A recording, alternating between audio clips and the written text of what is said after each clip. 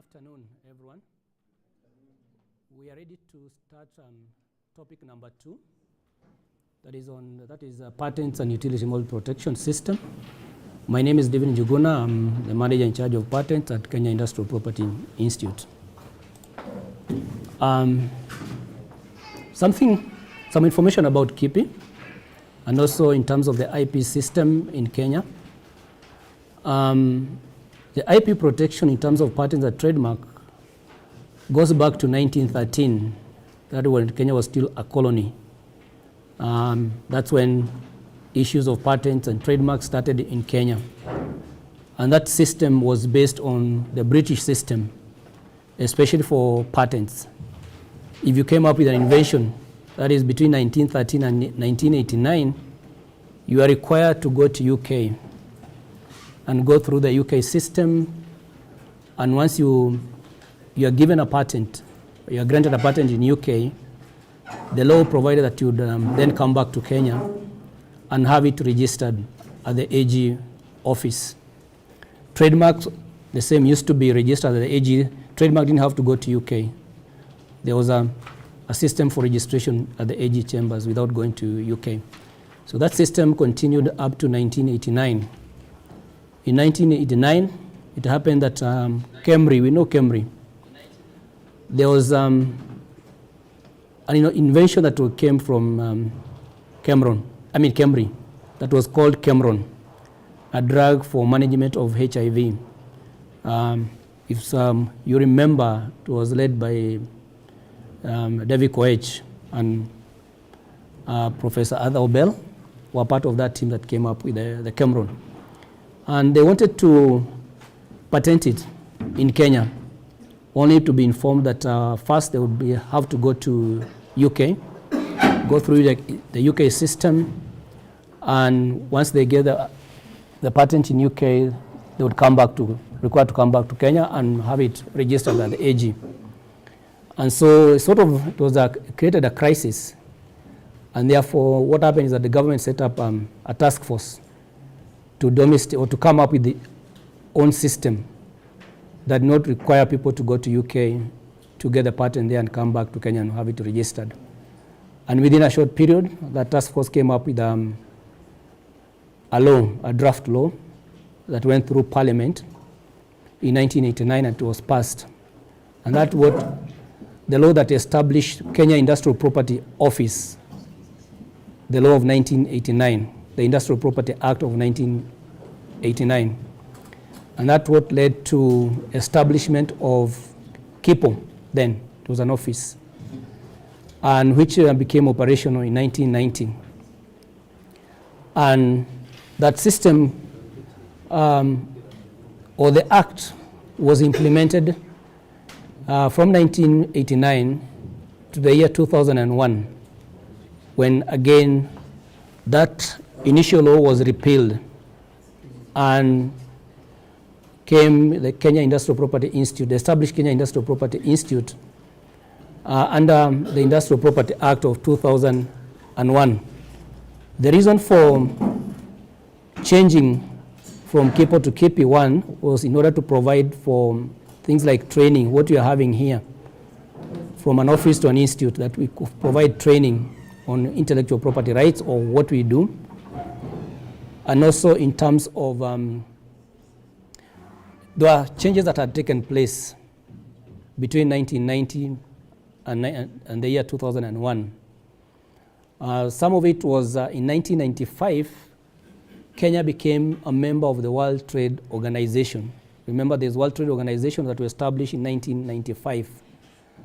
And by signing that agreement to join World Trade Organization, there was an agreement that was called the TRIPS Agreement, the trade-related aspect of intellectual property rights.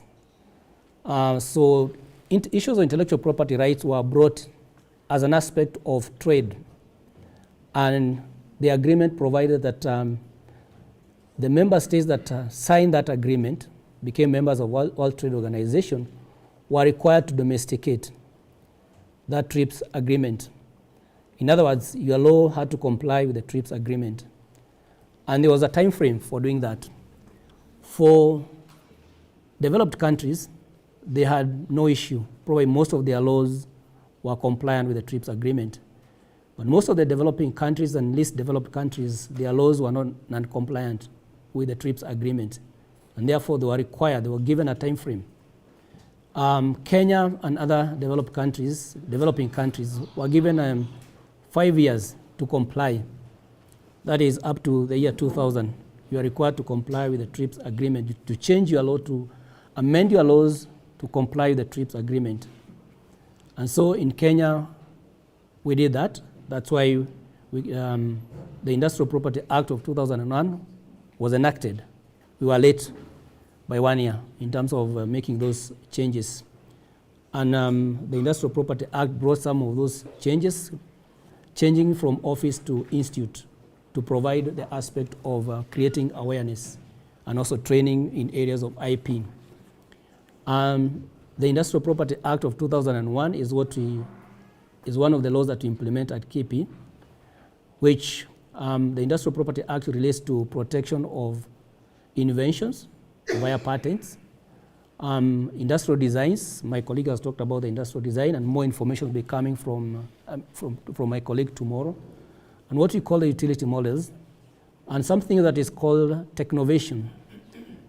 Technovations are those inventions that be implemented at the company level by employees, and therefore the protection is given by the employer, recognizing the contribution of the employer at the company level. And once the employer recognizes that, they're supposed to give that technovation. And it has conditions in that if the changes at the company level are of benefit to the company is obliged to compensate the employees who are involved in coming up with that technovation. We haven't had much in terms of the technovation, because most of the companies probably is an area they are not interested in, because it's another cost to them, compensating their employees. And once a company gives an employee that certification, technovation certificate, it can be registered at KIPI. So far, we haven't registered any technovation, because most of the companies are probably not willing to do that. The other law that is implemented by KIPI is the Trademarks Act, relating to registration of trademarks in terms of goods and services.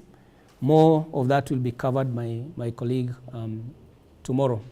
So that's a brief history about KIPI, where we have come from, going back to 1913. So when you talk about IP, things like patents and trademark, they are not new. They've been there in this country from 1913.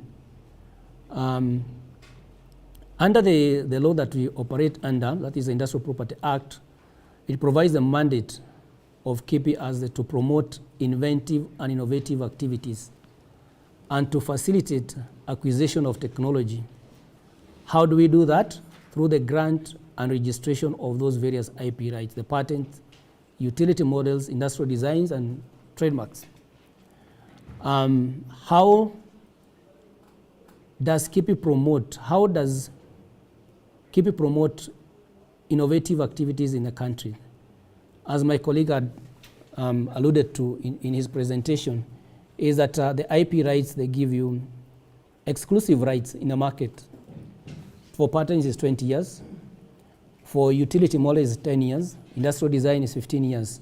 So you have exclusivity in the market to make and sell your product and to prevent the competitors from that space, so that you have those exclusive rights.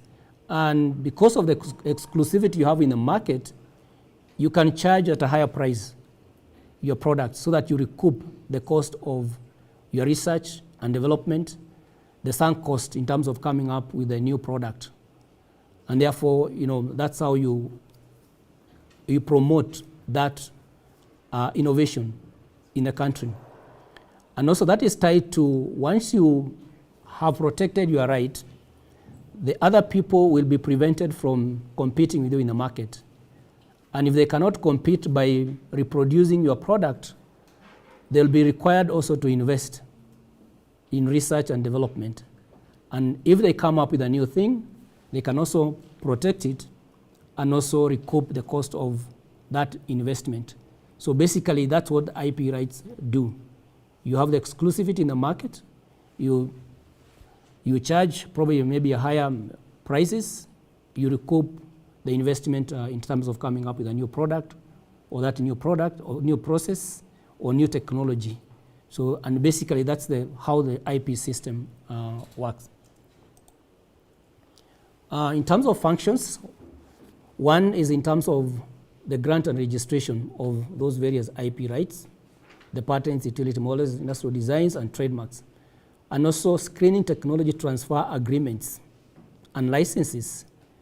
The law provides that if somebody is importing or they are selling or licensing their technology in Kenya, their be patented technology, they are required to come up with a transfer, either the technology transfer agreement.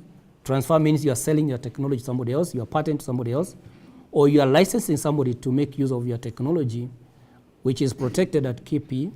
You come up with that agreement. And there are a lot of things that the law does not permit in a license agreement. For example, in terms of specifying where the person you are licensing that technology ought to buy the raw material. That should not be in a license agreement, so that you as a licensee, you are free to source the material, the raw materials to make that product from any other person, not necessarily from the person who has given you the license. So those are some of the things that they are checked at KIPI. You have a legal division that is responsible for that, going through the license agreement and providing a report whether that license agreement complies with the law or not. If the license agreement does not comply with the law, then you are required to change that license agreement. The other function is providing industrial property information to the public. It's part of our function. We provide the information. So you can request for information from KIPI. I mentioned in the morning that we receive inquiries from pharmaceutical companies who would want to import pharmaceutical products from other countries, or they would want to manufacture in Kenya and sell. So they find out the status. Is this technology, this product, patented in Kenya? And if you tell them it's not patented in Kenya, it could be patented in other countries, but not in Kenya, then they can go ahead and commercialize or exploit that technology in Kenya. The fourth function is to promote inventiveness and innovativeness. Like what we are doing here, we are creating that, provide that training so that you understand how the system works and how you can benefit through the system. The fifth function is to organizing and conducting training, competitions and awards on IP. Last month we had a competition when we were observing the World Intellectual Property Day that is normally held annually on 26th of April every year.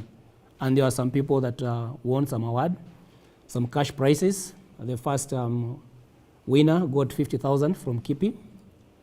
The second got 30,000, and the third one got 20,000. They were recognized during that function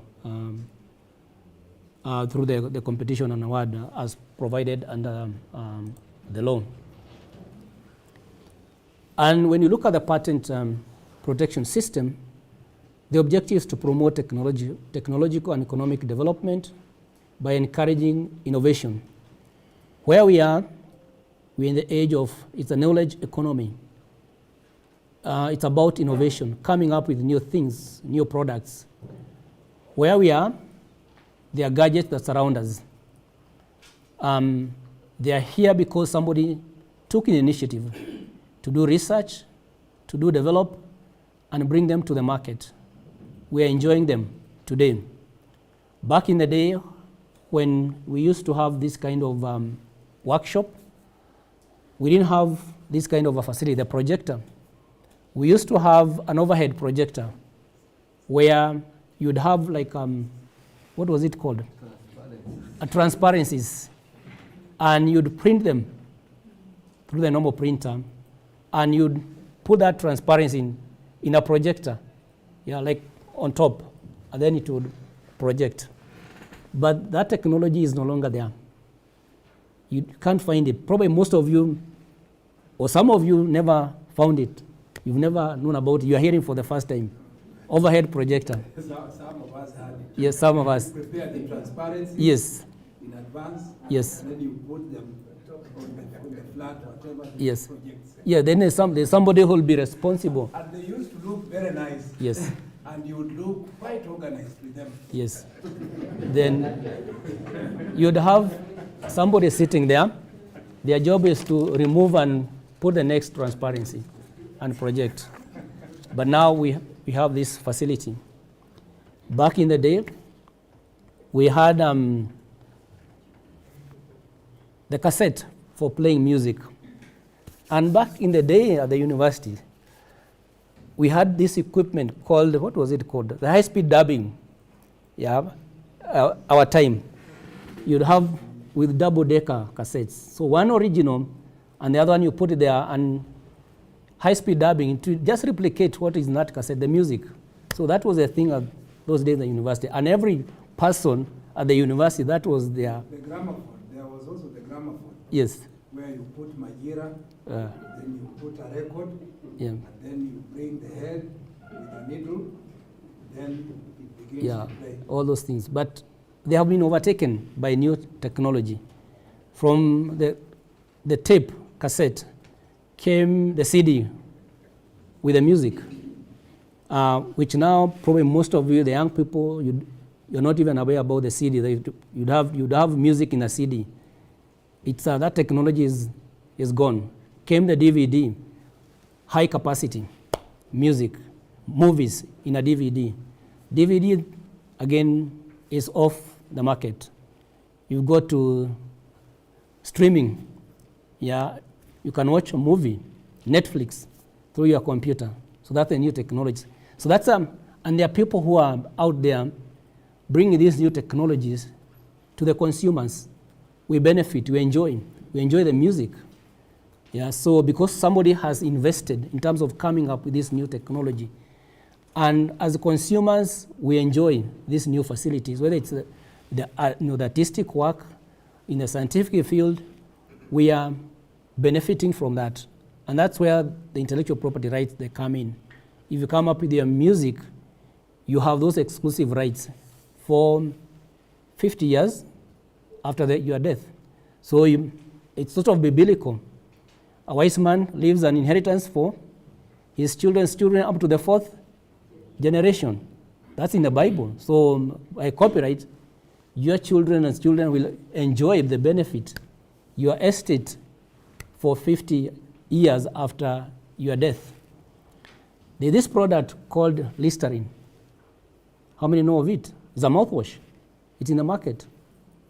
Yeah, you're aware of it. So that product goes to around 1882. That's when a doctor came up with Listerine.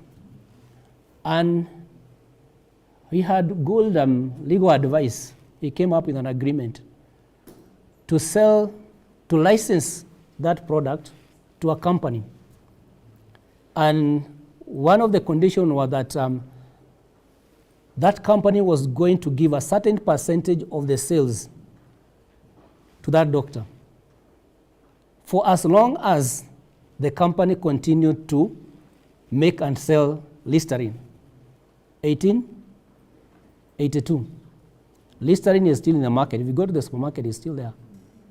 Yeah, so the company that it was sold to initially sort of seized, and they sold it to a different company called Pfizer. Pfizer is the pharmaceutical.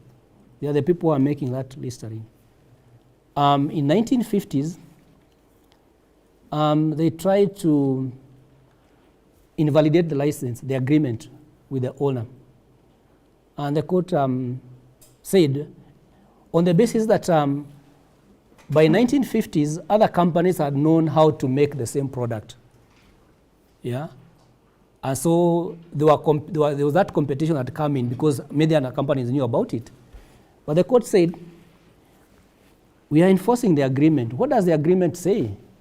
You are going to pay a certain percentage of your sales to the gentleman or his estate, so long as you are making and selling this thing.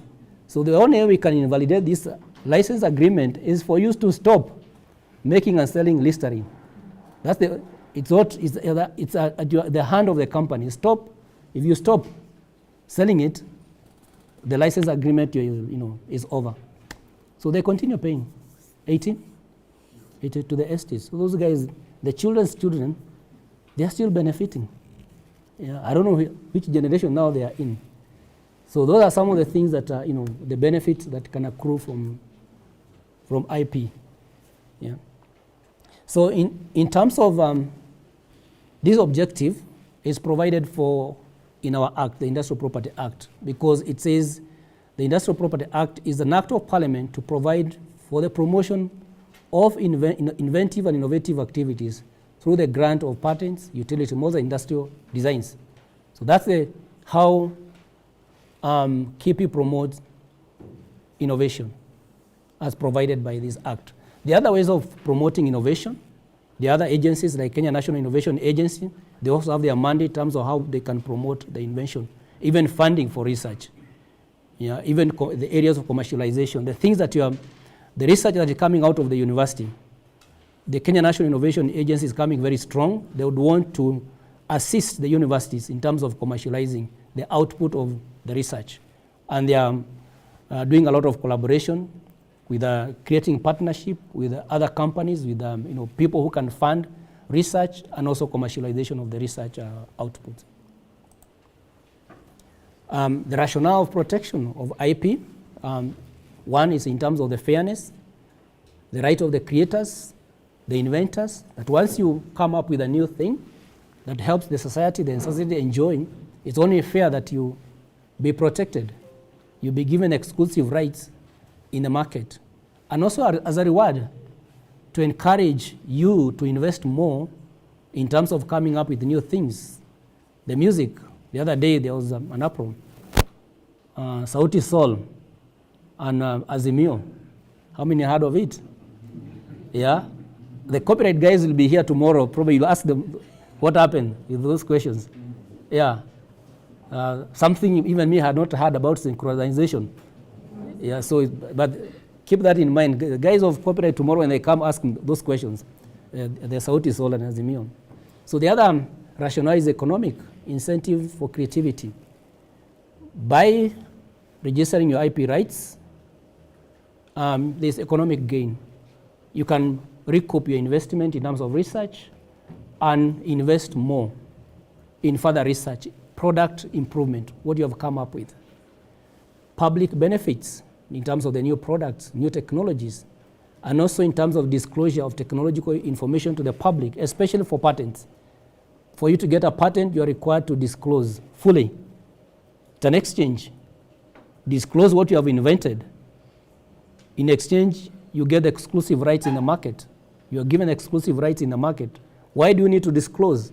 Such that when the term of the patent ends, then the competitors can start from what you disclose to compete with you, to make similar products and compete with you.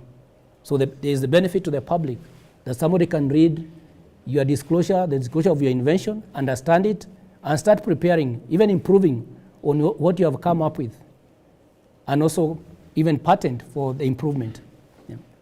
So that's the rationale of the patent system. What are these things that we are calling patents? It's a grant of exclusive rights for a limited period of time. We have agreed is 20 years. That is what is provided under the law. And this grant is of a specified subject matter that is called an invention. Your patent is for invention, a new technology, a new process that you have developed to make a product. That is called the invention and is protected by patent. And that invention has to constitute a particular type of advance. It's not something that was already existing. There's some inventiveness in it. There's some progress compared to what was already existing in literature or in the market. And in return for disclosure of the advance to the public. And the exclusive rights gives the patent owner the right to control who makes, uses, sells, or offers to sell or imports the patented invention. And also you can seek injunction if somebody is infringing your patent or your invention, and also claim damages for infringement. So these are the rights that you are given as a patent holder. You have those rights, and you can enforce them. My colleague mentioned about the Industrial Property Tribunal. If there is infringement of your patent, you go to the tribunal. So the question, what is it that you can patent? Again, it's an invention, which is defined by the law as a solution to a specific problem in the field of technology. It's a solution to a specific problem in the field of technology. So there may be solutions in other fields, not of technology. For example, you have some domestic issues, and somebody comes up with a solution. You cannot get a patent for that solution because it's not a problem of technology. Yeah. So those you cannot get a patent. For indeed your invention must be with respect to a product. Remember, you are getting exclusive rights in the market to sell that product and make money out of it, or a process of making that product. So that's what is defined as an invention. That solution is what you can patent. And one of the requirements is through the patent system, there must be an inventor. Because when you talk about IP, my colleague talked about is the creation of the human mind, the human intellect. So there must be a person responsible who has come up with that invention. It's a person or a group of persons. A company cannot be an inventor. It's the people, like the researchers, who can be inventors. And it's a person who devises an invention. And the law requires that that person or group of persons be identified in a patent application. It's the law. You have to name who is the inventor. As you see, there are the reasons why the person should be identified in the patent application. Patents protect inventions which solve technical problems. For example, the devices you're talking about, the cameras, the stand, yeah, those are devices that solve technical problem. The thing you're talking about, the projector, overhead projector, solved a problem where somebody was busy removing and putting new things. Now you only need to connect it to a computer and project directly from the computer. Apparatus, systems, composition of matter, chemical substances, pharmaceutical products, for example. That's a pharmaceutical product, a drug that fetch a lot of money for the owner. It's used for treatment of meningitis, going way back to 1982. At some point, the owner of this patent was making sales of $2 billion US for this product for treatment of meningitis. It's called what? Fluconazole. Yeah, it's fluconazole there. And you know, those are the kind of things that would happen out there. People are making good money because of some of these things, the invention they come up with. You can also patent a method or process of doing something, a sequence of steps that complete a task or accomplish a result. Some examples there. A product that is was patented at KIPI. Yeah, it's an apparatus. It's a container for serving takeaway tea in a fast food establishment. That is what was patented. This is my version of it. Yeah, you can see from here is a container for brewing a beverage, where you have a tea bag, the number 10 down there, with a string, just like what I have here. And you know, you go to Java, probably they put hot water in it, and you put in the cover with your tea bag and cover it. So you don't have to do the stirring and removing it with a spoon and becomes messy. Yeah, so through that, you lift it up and you drink your beverage. So it's a product that was patented. But this is my version, it's not the real thing. This is my own version of interpreting this particular patent. So it's a product that can be patented. It's as simple as that, coming up with a solution. And mine doesn't have a place for hooking. You can see from figure number 5, it has a place that you hook your tea bag so that it's up, is above the water level. The water level is there. So you cut the concentration of the tea. When you get the level to what you're interested in, you consume the product. Once you do that, you can throw it away the container. And you can see it has a hole somewhere there. That's where you consume your beverage from. So these are some of the things that can be patented. You can get a patent. You get exclusive rights in the market. If somebody tries to do the same, then they're infringing on your patent. And that's the way that company described that thing. Yeah, in terms of the technical features of it. And these are some of the things that we're going to look as we go on, as from on Wednesday. How do you describe your invention, your patent application? So we look at some of this aspect. In terms of the method or process, this is the way you do it. The sequence of steps that complete a task or accomplish a result. An example there of a method of making tea. The method comprises, and the steps are there. You boil water, you add sugar to the boiling water, you add tea leaves to the boiling water to form a mixture. You filter the mixture and you add milk to the mixture. If you follow these steps, you make tea. Yeah, so this is an example, but not a good example, because this is what we do every day. So you cannot get a patent for this, but this is the way it's done. So you can come up with your own method of making tea. Yeah, this is mine. So if I patent this, you can come up with your own method of making tea, and you patent it, and you're in business. You start making some money or license somebody to do that for you. What time do you have?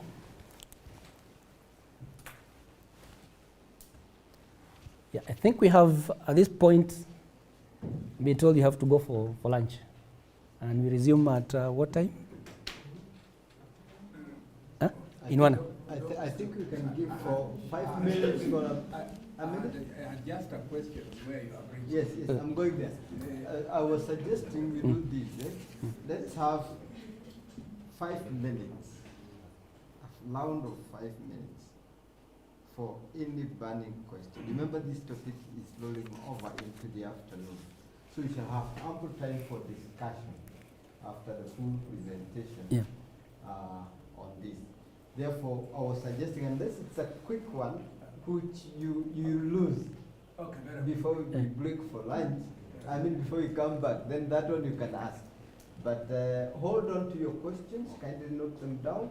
We shall have a full discussion session after you finish the whole presentation in the afternoon. So for a quick one. So something like an economic model, like the bottom up. Yeah. With that, if it is packaged nice, will it fit into a pattern? We'll discuss that in the afternoon. It's here.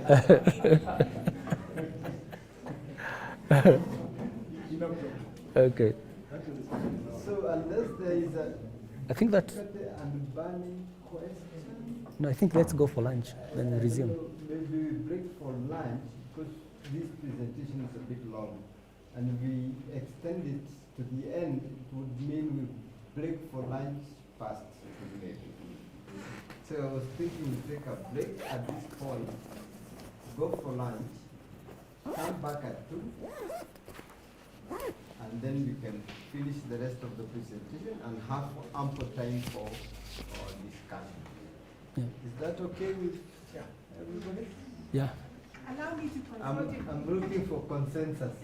let me consult if lunch is ready or not be ready. So if it's not ready, then we can we can have a round of discussion. Yes. If it's very far off, then we proceed to finish the presentation. So it can't be very far off. Okay. 1 minute. All right. We could be having a question, one or two discussions as we wait for feedback.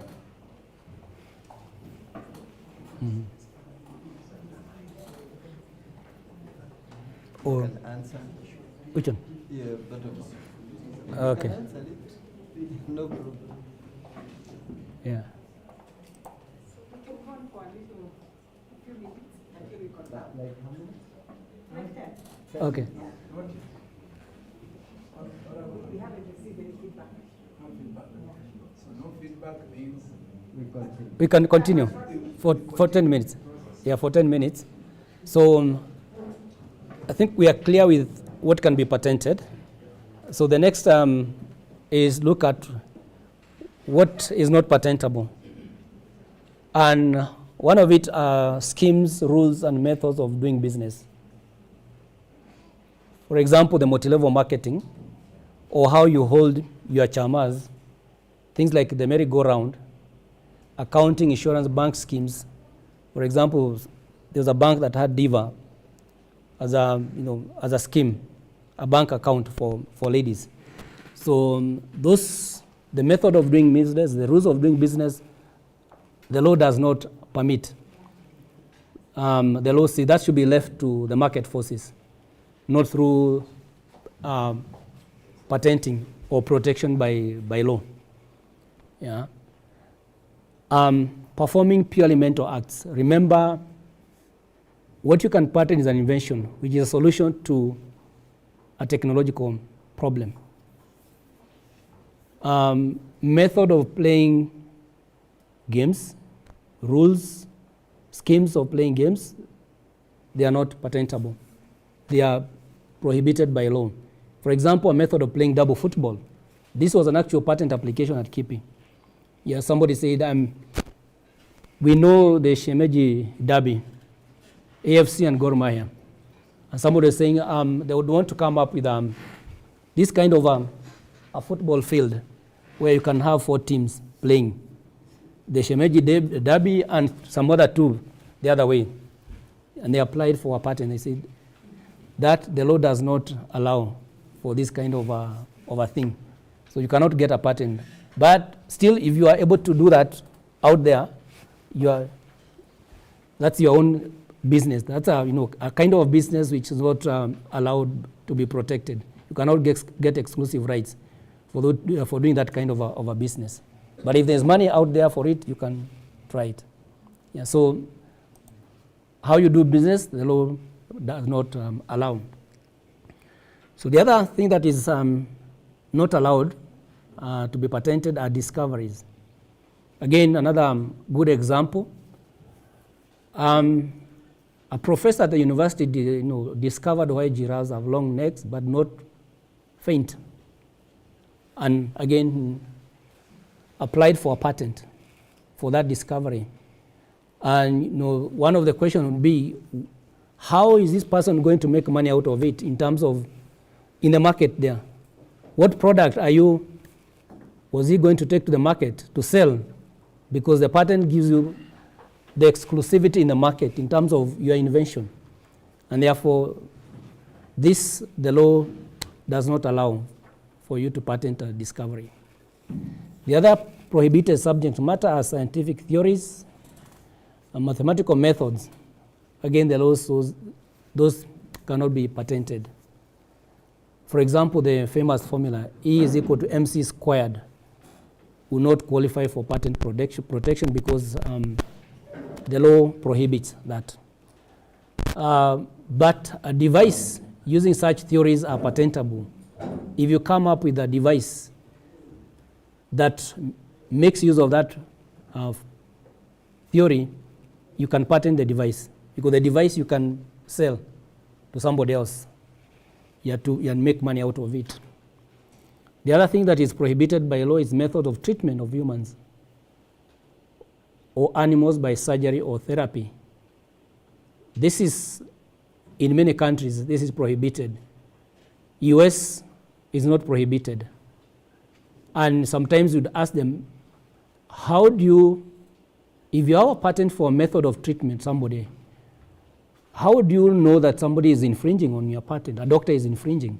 So they have their own ways of doing that. But this is, the law prohibits for public good, in the sense that, let's say, there is somebody who may need surgery, let's say brain surgery, and there's a patent, somebody has patented a particular, maybe a better method of performing that surgery. If that method was patented, the doctor would need to operate, would have to get permission from the patent holder to make use of that method to do the surgery. So laws of most countries prohibit that kind of a thing, that method of treatment by surgery or therapy should not be, patented, to prevent that kind of a thing. Could be a crisis. Somebody could die as they are waiting for a doctor to obtain consent from the patent holder, who may not even be in Kenya. Yeah, they are elsewhere. So methods of treatment are prohibited by law. The other thing that is prohibited is the presentation of information. How you present your information, that is just for information. It's not an invention. It's not defined as an invention. For example, advertising business, there's a lot of money advertising. So you get a lot of those sort of inquiries on advertising. Advertising on a road service. They want to get a patent so that to prohibit somebody else from advertising on this road. For example, the road nearest to the university, somebody wants to advertise there and they want to have the exclusive rights by patenting. So we tell them that is prohibited by the law. Or advertising on a hot air balloon. Nobody else can advertise on a hot air balloon. And we ask, what have you invented? Because advertising is not an invention. It's there. Where you're advertising, there's the service there. Yeah? Or advertising on the inside cover of a book. So these have been patent applications at KIPI, but they could not be registered because of the provision of the law. Does not allow such things. An example there of discovery versus an invention. There was a case, the year 2000, between University of Nairobi and Oxford University about a HIV vaccine. So there was a discovery by the University of Nairobi that certain commercial sex workers were immune to HIV virus. And what I did is to identify the cell that was responsible for that immunity. And they published their research that these certain women in certain areas, Majengo area and all that of Nairobi, were immune. They were exposed to the virus, but they were immune. So what was happening? They identified the cell that they had that was responsible for that. They published their results in a publication, and it seemed to have contracted by the Oxford University of UK, because Oxford University was also working in that area of vaccine for HIV. And they realized, there's something here from these guys in Kenya. So they got in touch and they started collaborating. And they developed a HIV vaccine for stimulating immune response using that particular cell that was identified. And the Oxford University applied for a patent in UK. And the patent progressed very well, but soon after this came out, there was a lot of noise in Kenya because of, the researchers, a number of them were from the University of Nairobi. We had the likes of this guy is called what? Anzala. Omu Anzala was part of that team that was involved in this HIV vaccine. But the patent application, remember I said, requires that you name the inventor in a patent application. So the guys from University of Nairobi were not included in the patent application. And there was a lot of noise made in Kenya. So at some point, people had to travel to UK to negotiate with the Oxford. And for some reason, the researcher at the University of Nairobi, they said, they didn't contribute to what was in the patent. So they were not named as inventors, but the University of Nairobi was added as owner or applicant in that patent application.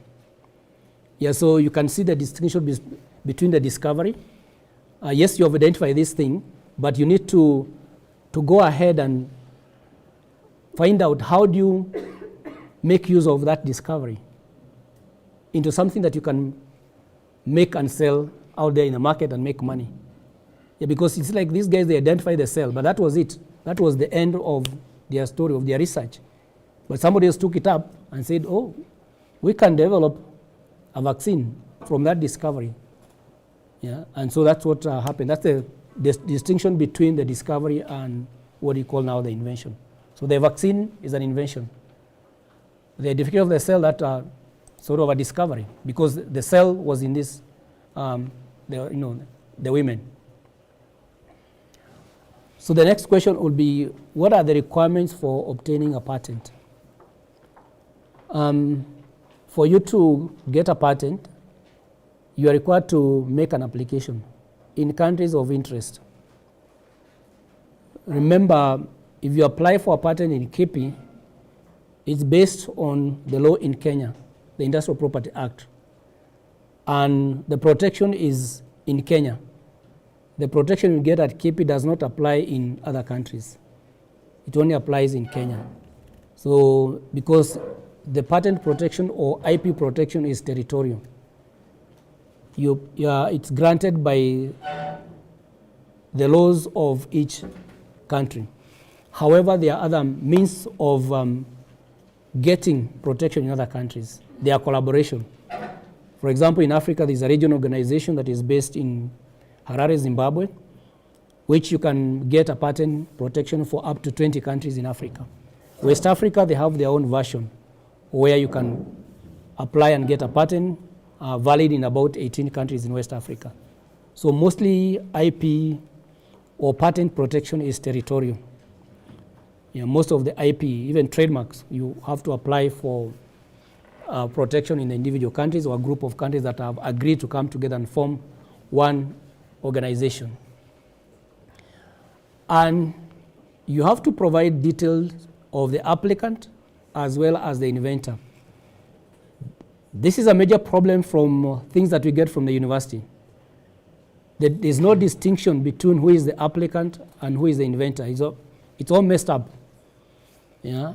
Then you have to provide the description of what you have invented. Remember, you have to describe your invention such that any other person in the same field can understand and replicate your invention when your patent expires. It could be in the forms of the title, what is the title of your invention, the summary of the invention, the drawings of the invention. Although there are some cases, not all fields of technology, you are required to provide to have drawings. Such that your description of the invention will enable any other person in the same art to make use and to evaluate the invention. Then there are what we call the claims. Claims is the legal part of a patent.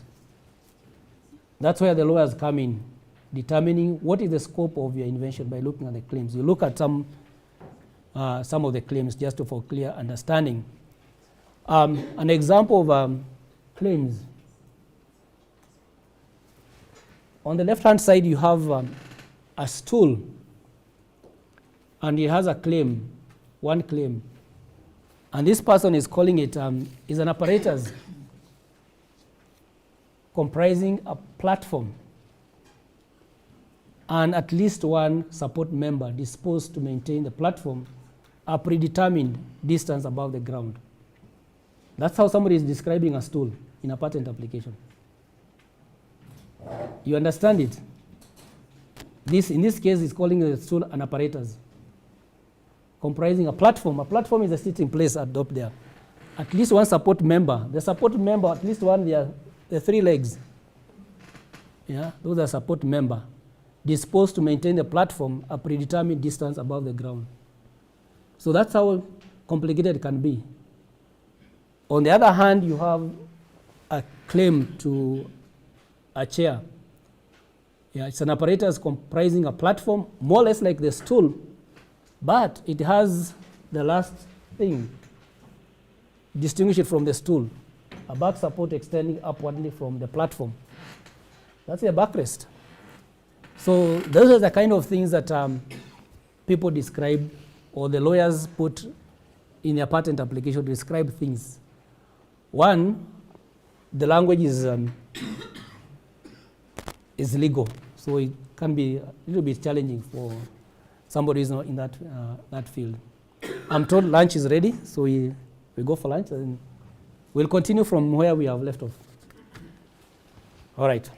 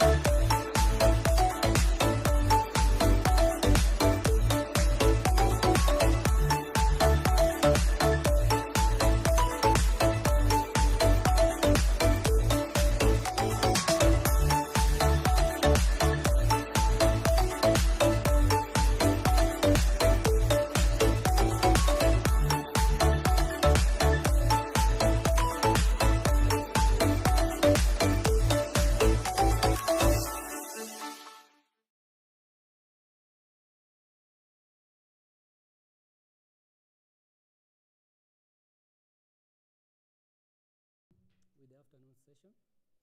Just before we took a break for lunch, we looked at the claims. And the next slide is about the requirement for grant of a patent. Yes, you have come up with an invention that you want to be patented. What is considered, or what is important, the criteria for you to get the patent. One is that your invention must be new to the world. That means it was not available to the public anywhere in the world. It's a new thing that did not exist. The second one is that your invention must be inventive. That is, the invention is not an obvious solution to a person in the same field. And then your invention must be industrially applicable. That is, it's something that can be made in the industry. And we look at each, what it means. That for your invention to meet the newness requirement, it is tested against the prior art. And the question is, what is prior art? And this is important with respect to the universities, in that the prior art is everything that is made available to the public anywhere in the world before you submit your application for a patent. And there's a timeline there. The critical part of this is that the filing date, the day that you submit your application, either to KIPI or any other country for you to be granted a patent. So what is important is any information that was in the public before you applied for the patent. Because even the term of calculating the 20 years is from the filing date, the date you submit your application for grant of a patent. So any information that was used in the public that may be relevant or related to your invention will be considered by the people who are processing the patent application, the patent examiners. Or if for example, you presented your invention at a conference, so that is considered as information that was in the public domain.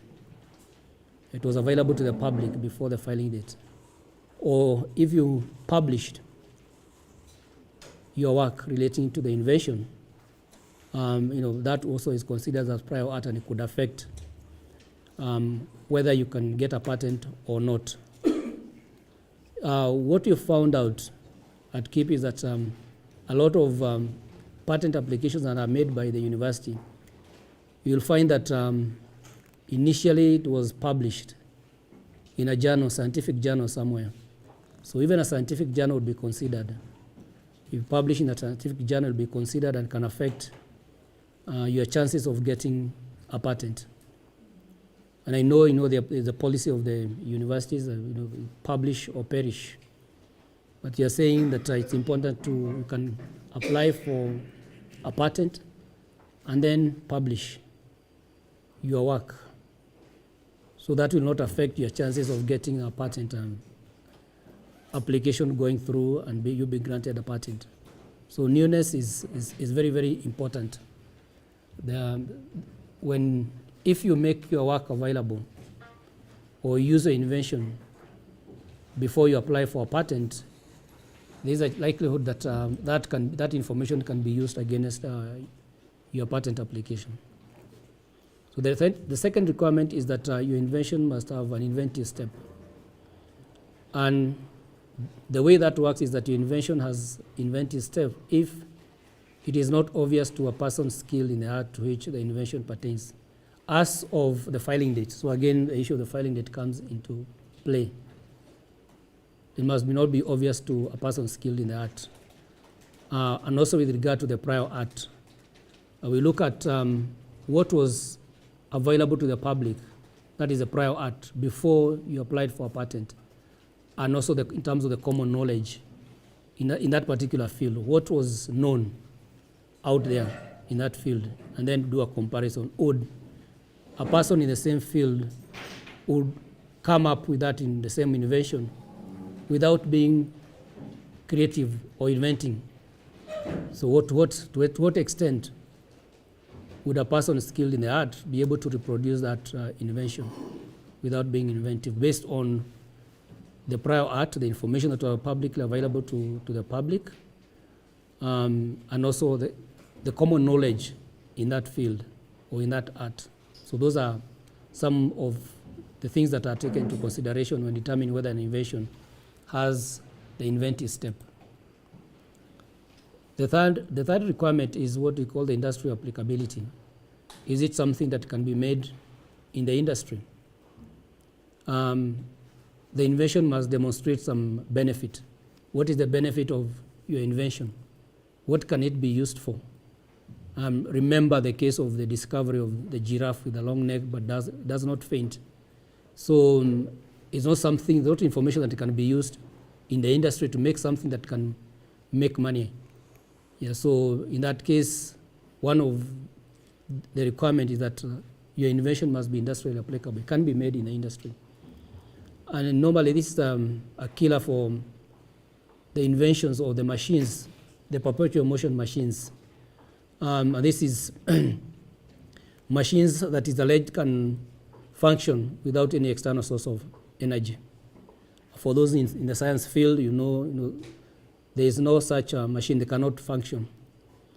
There are those people who come and say, I have invented this machine, and once I start it, it can run forever without any external source of energy or power, and it will generate its own power.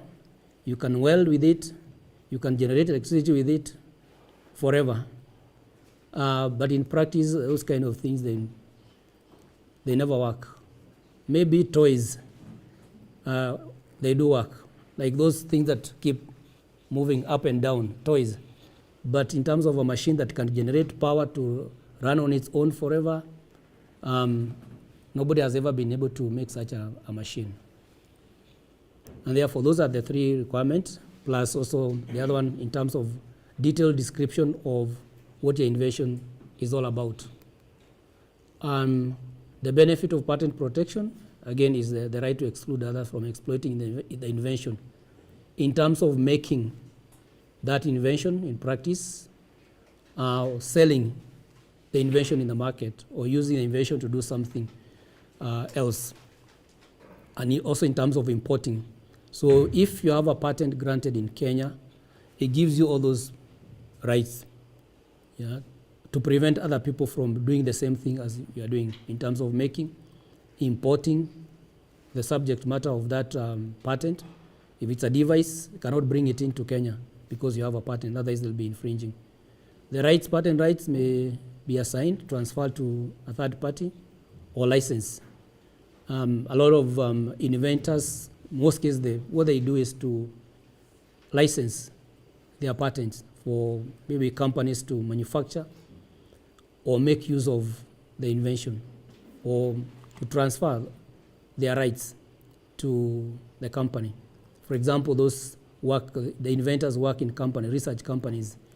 They normally license their rights to the company, for the company to go ahead and market the products that are covered by the patent. So any other person performing these acts without the owner's authorization would be deemed to be infringing on the patent. The period of protection is 20 years, so it's a benefit. You have these exclusive rights in the market for 20 years. However, that is subject to payment of annual fees. And the annual fees tend to go up as time goes by, in the sense that on one hand, the government tries to move away from the regime of monopoly. And it's assumed that as time goes by, you are making money out of your invention. And the idea is if you are making your money, you can afford to pay the fees. If not, then you are being sort of forced to release the invention for public use, for other people to bring the product to the market and compete with you. So, but if you are making money out of it, you can continue maintaining the patent up to 20 years. I would say that very few patents are renewed for 20 years. The only area that is common is the pharmaceutical field, in the sense that sometimes for pharmaceutical companies to take their products to the market from the time they apply for a patent, sometimes it takes up to 15 years for them to launch the product because of the regulatory nature in that sector.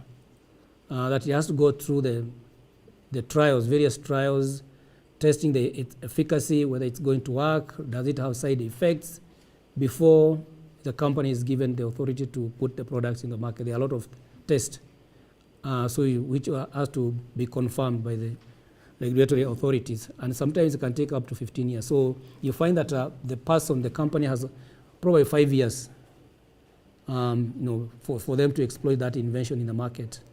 So it's only pharmaceutical, yes, some of them go up to 20 years because one, they're successful in the market, they are making a contribution to treatment of diseases, and therefore the owners, they have the motivation to pay for the fees for the up to 20 years.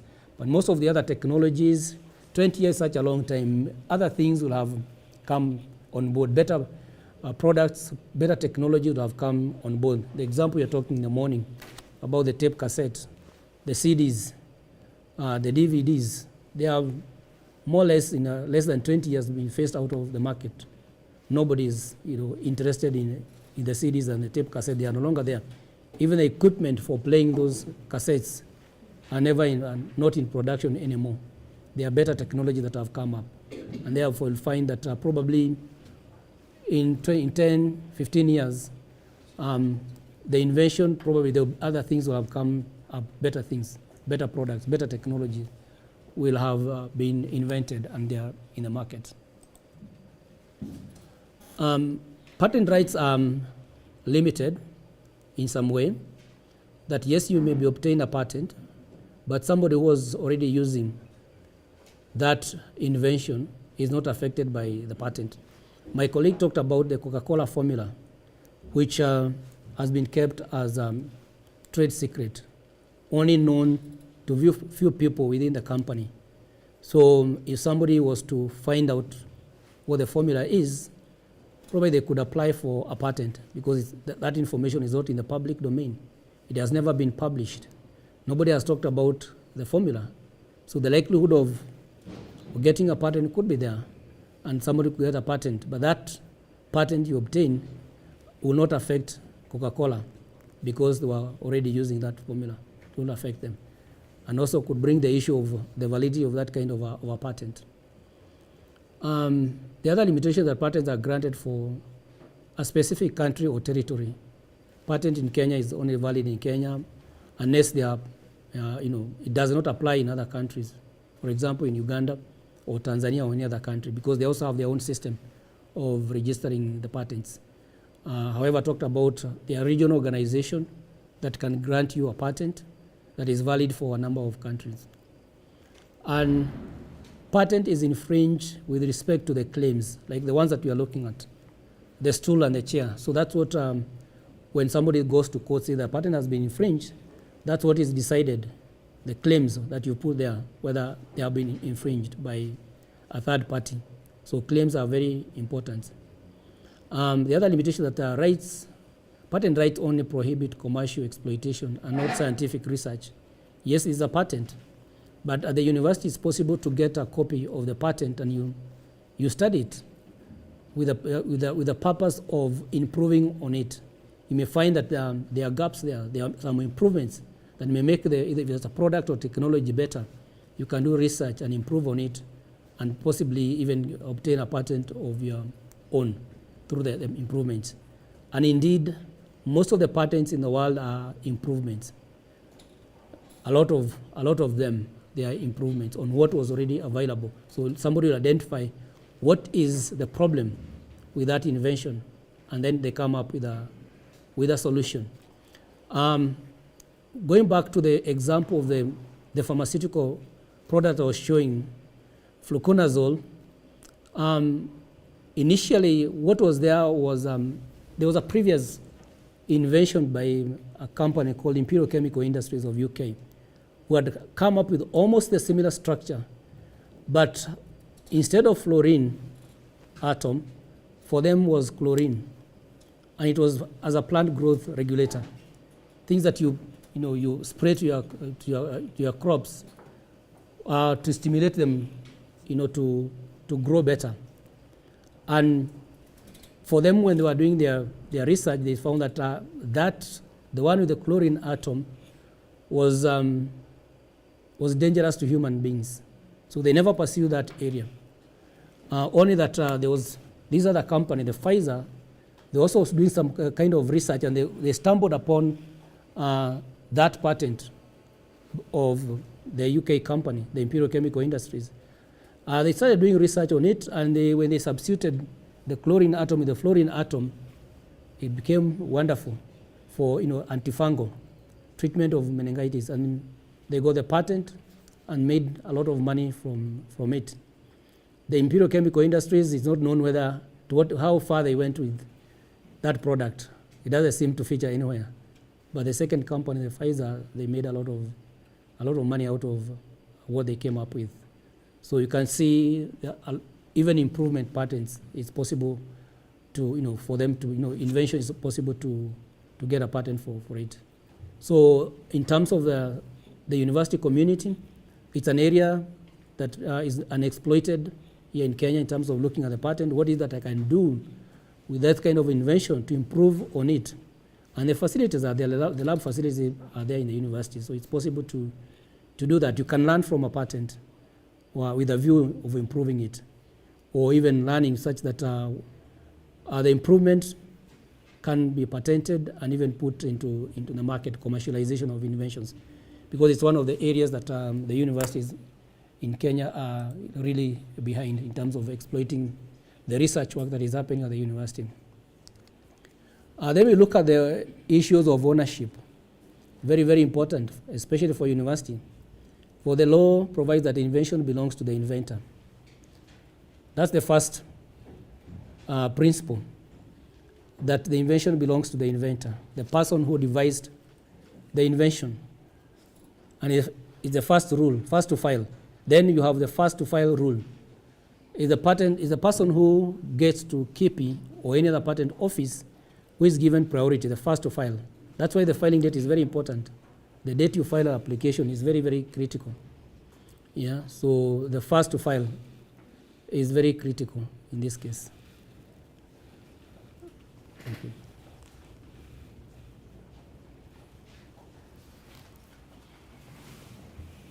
Okay.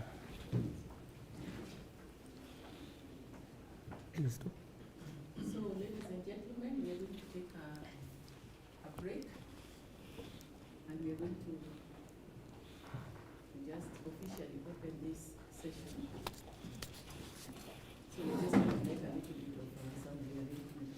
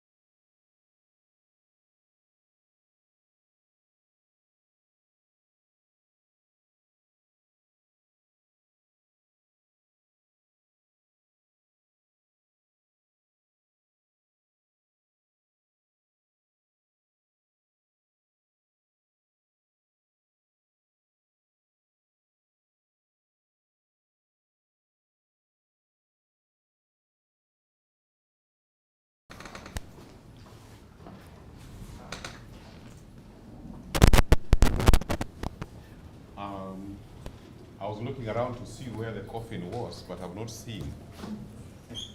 But the eyes of participants is as if there's a coffin around, somebody is dead.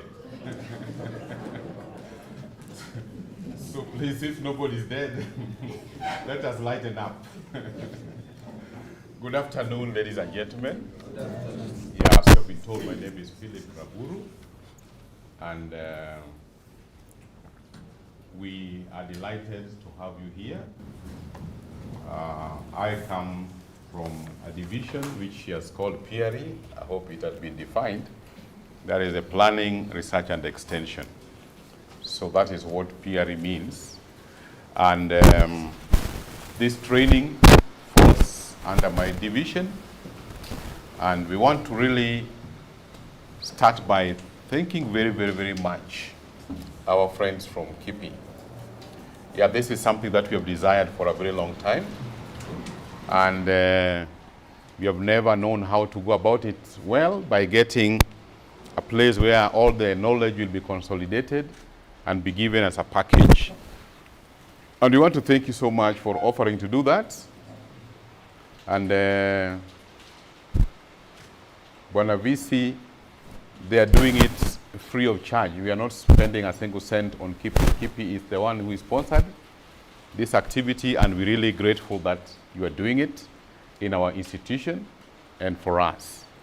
We also want to thank the other institutions that have joined us.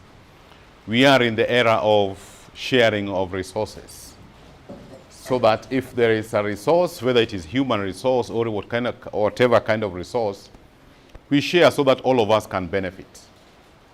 And just as we are doing here, this one today, I think next week we are also going to be opening one of the laboratories which were built by funds from NRF. And that research laboratory is also for the region of research and innovation. The school research committees, I think we told you when we congregated before that we are really looking unto you so that you may be able to promote this aspect of innovation and taking our innovations from one stage to the other. At the university, and I'm sure also in some of these colleges, because I've visited some of them, I think I've been to most of them. And I think the latest was Eldoret Poly, when they were having some kind of activity, and I saw a lot of innovations. We have always invited them also when we have our innovation days, and we have seen what their students are displaying or rather innovating, and also our students are innovating. But for us at the university, there's a lot of things that are new, that are novel, that have not been talked about or discovered by anybody else, lying in our shelves. And yet there are things that can benefit Kenyans.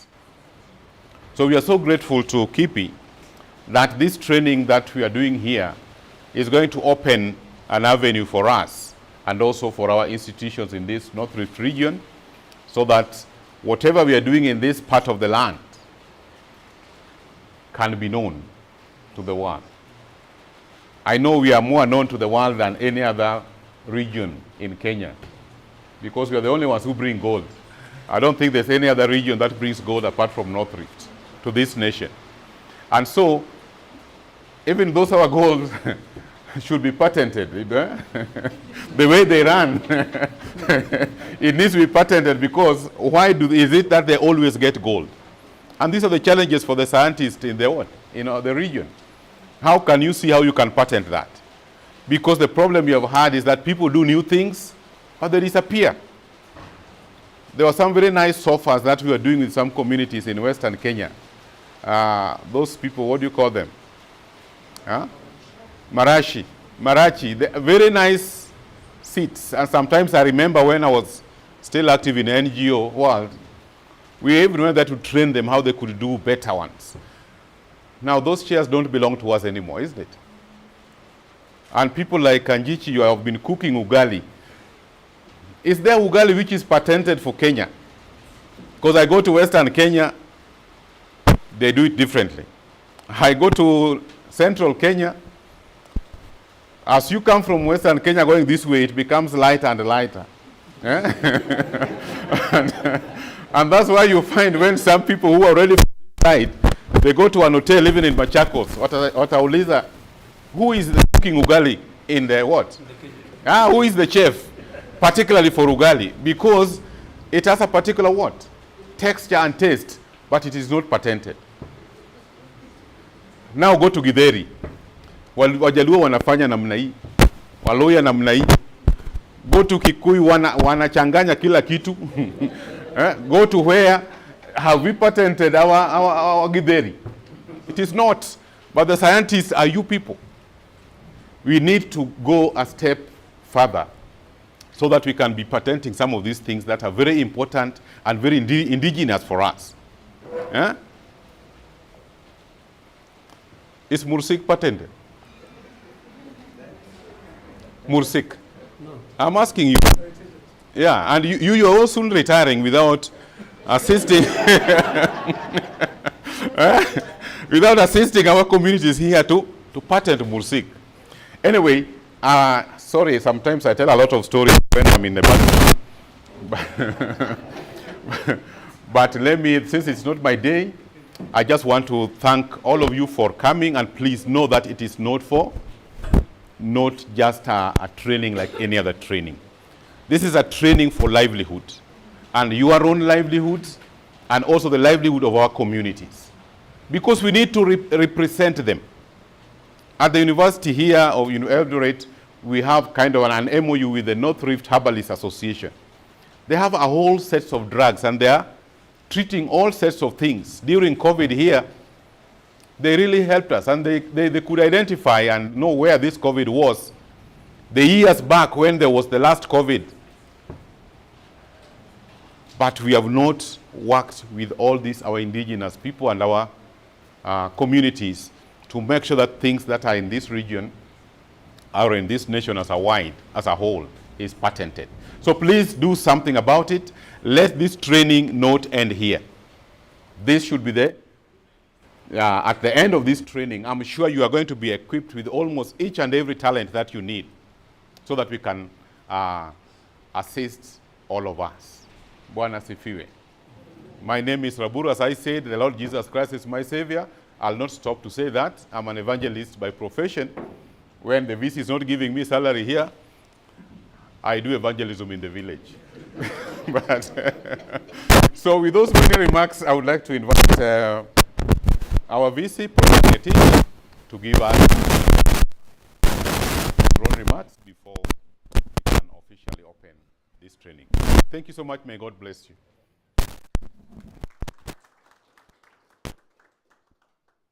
Good afternoon. Two things. I think you have said when he has no salary, he can be preaching. So I don't know whether we need to withdraw the salary. And I think you agree with me. If it's a bad mood he had, he should be having always. Thank you. It gives me great pleasure on behalf of the University of Eldoret to extend this welcome to all those who are participating with us today.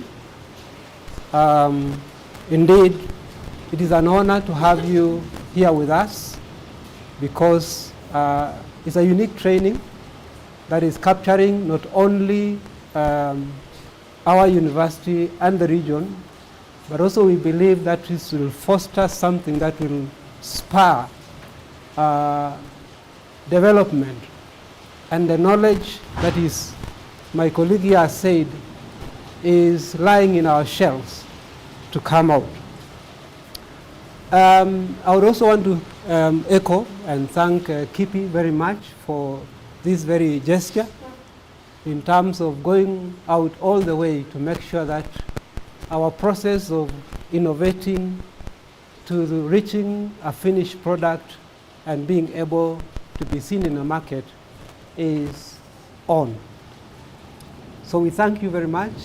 Take our gratitude to your management, and we'll be working together to see that Kenya and what Kenyans are innovating is not lost. Like my colleague has said here, even ugali should be patented. Maybe that one we need to have geographical indications, because I believe if it is different in many areas, then that has to have a GI. IPs are very sensitive, and this training, I believe, will be able to help all of us to critically look at what we are doing, and having looked at what we are doing, move ahead to protect it before it gets out of hand. Kenya, as you are aware, at this particular moment is very keen, and you have seen the government trying to innovate and bring about places where innovations can be rolled out. Kenya is very keen to make sure that we protect what we innovate. It is definitely an expectation that products from universities should benefit the communities. And in terms of what the universities are doing, being tasked with research as well, we should be able to bring out that research right down to where you are, to spur our economic activities as a nation. You definitely must have seen as a university our motto for those who are here. Let me just find out our colleagues whether we know our motto is what? Flame of.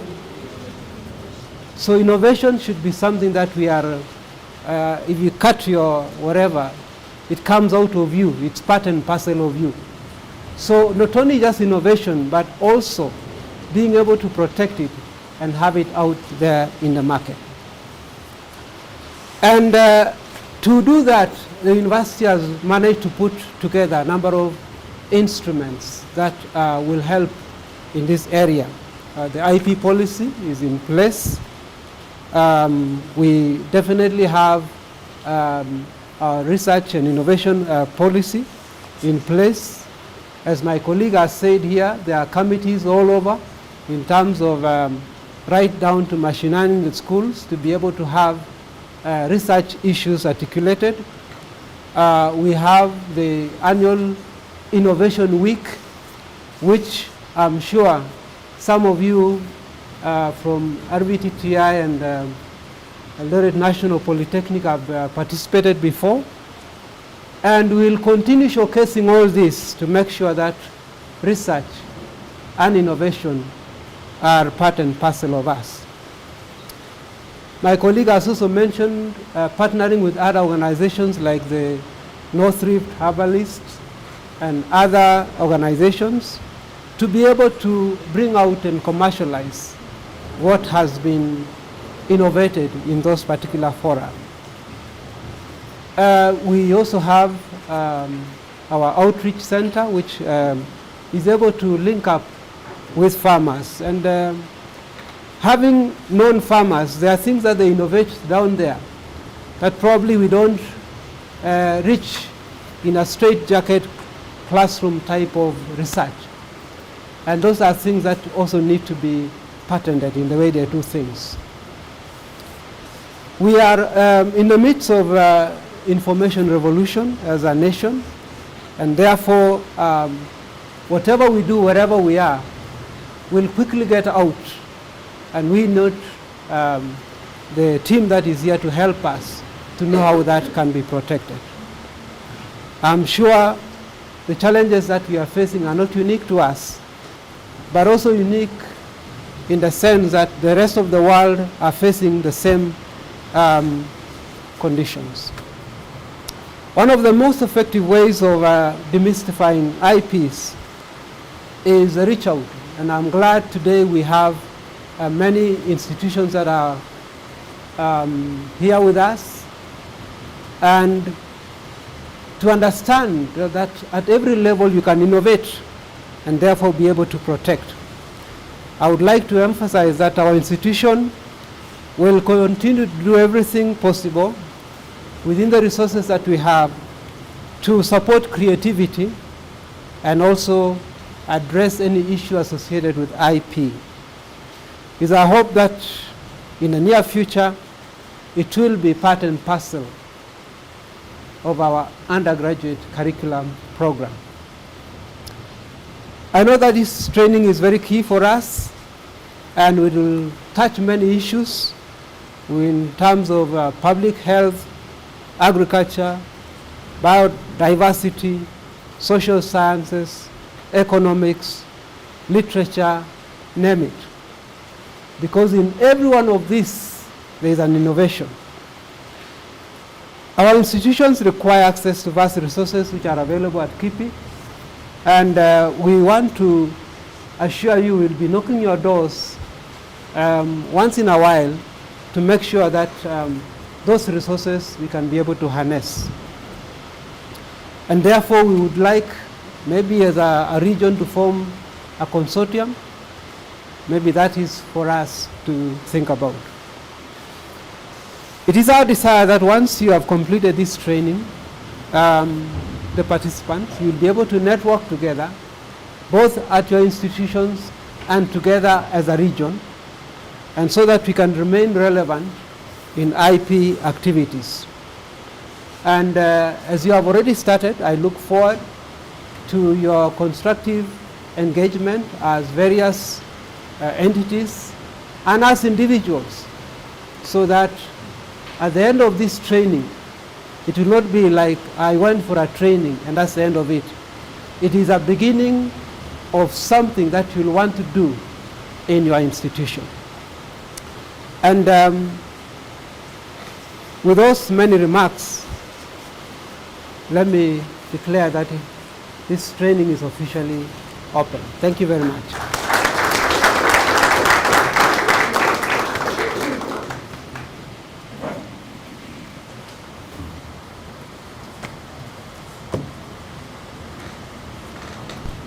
Back to you.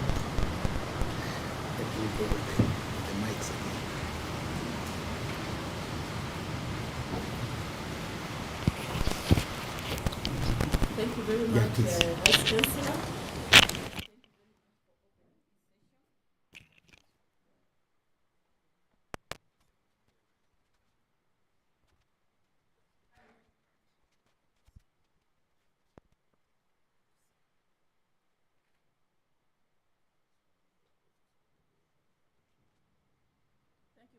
Thank you very much, Vice Chancellor, for gracing this occasion and for declaring this training officially open. We are very much grateful, and we have listened to your words, and we are going to take each and everything that you've said here seriously. Thank you very much.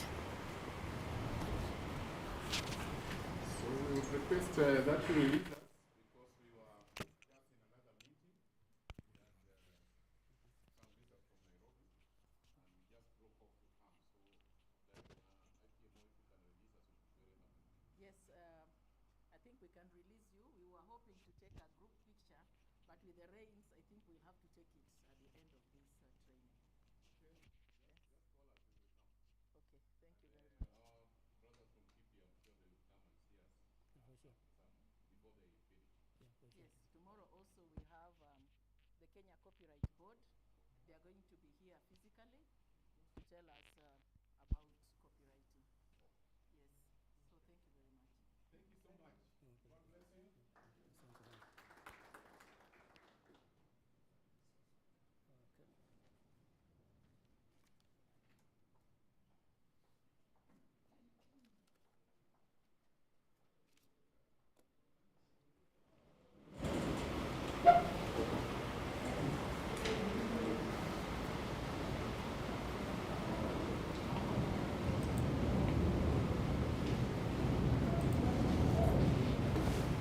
This is what I have.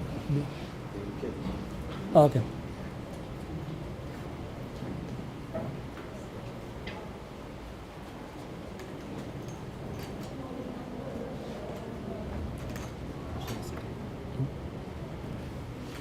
Oh, yeah, you are done. It's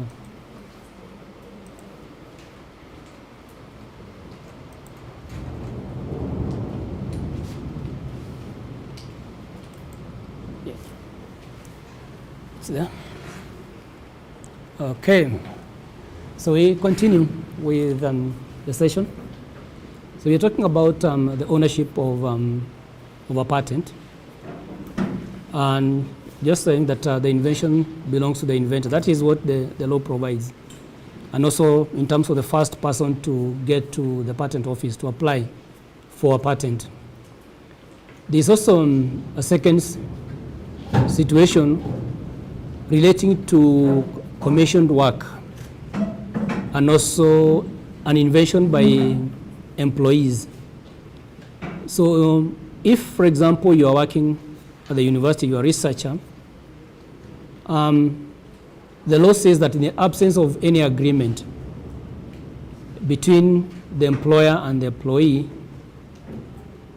then the invention belongs to the person who commissioned the work or the employer. So this is important in the case of the university.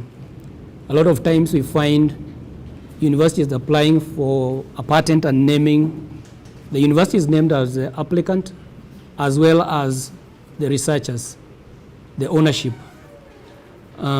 So there's need to be careful in that area so that it doesn't bring disputes later on. Or, for example, somebody was commissioned to do the work.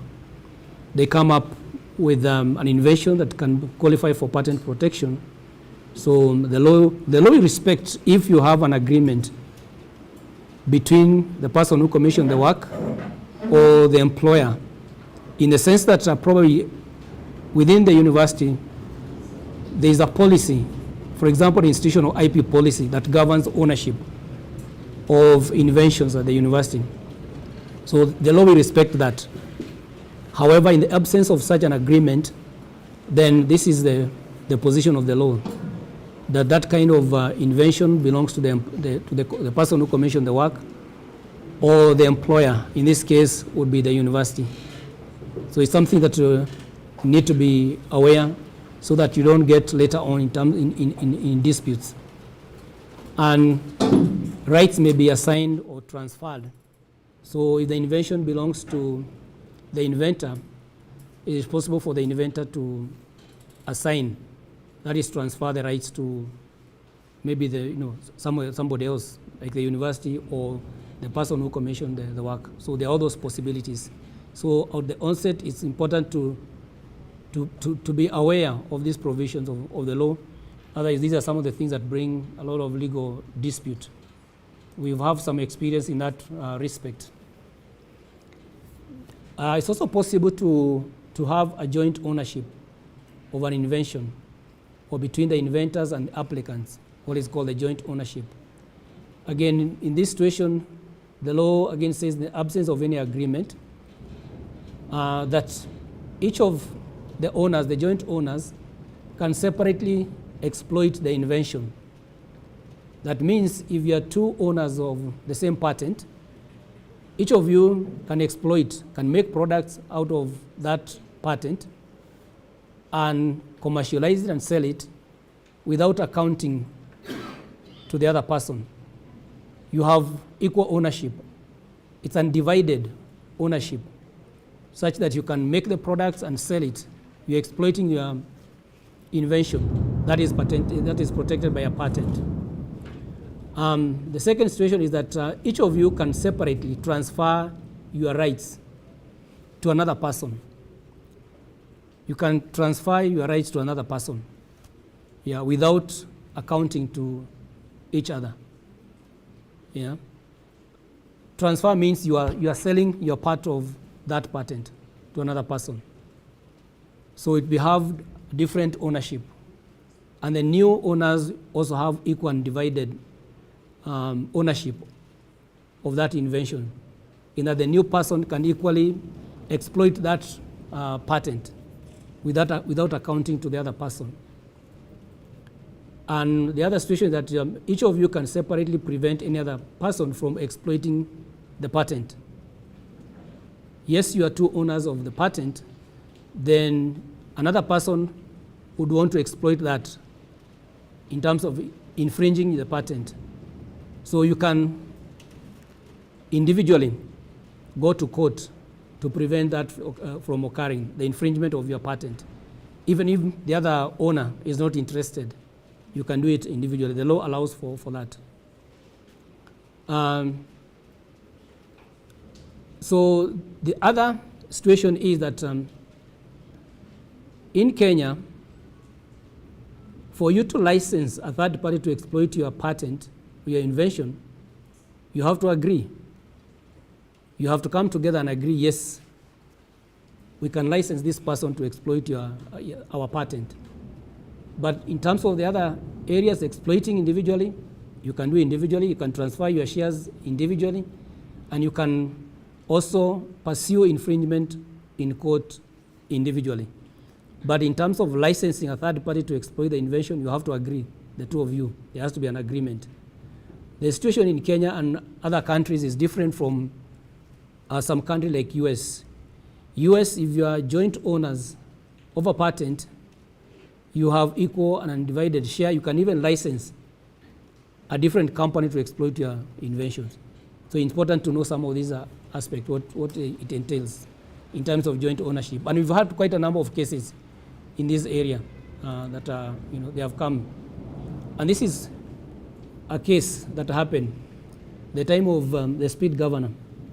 So there are two guys who applied for a patent and were partners in a company.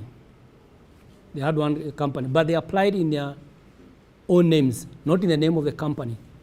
And therefore, going by the law, they were joint owners of the patent. After they got the patent, they somehow differed and they dissolved the company. They went their separate ways.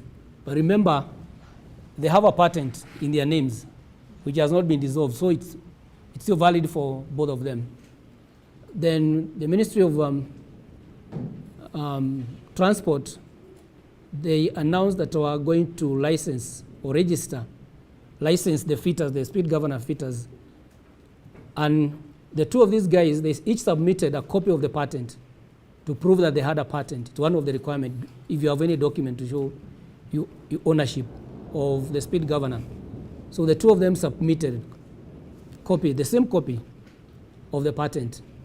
And the Ministry of Transport was concerned because they felt that somebody is cheating between the two. How can they submit the same patent? And they sought clarification from KIPI. And for them, the fear was that there's somebody who was cheating.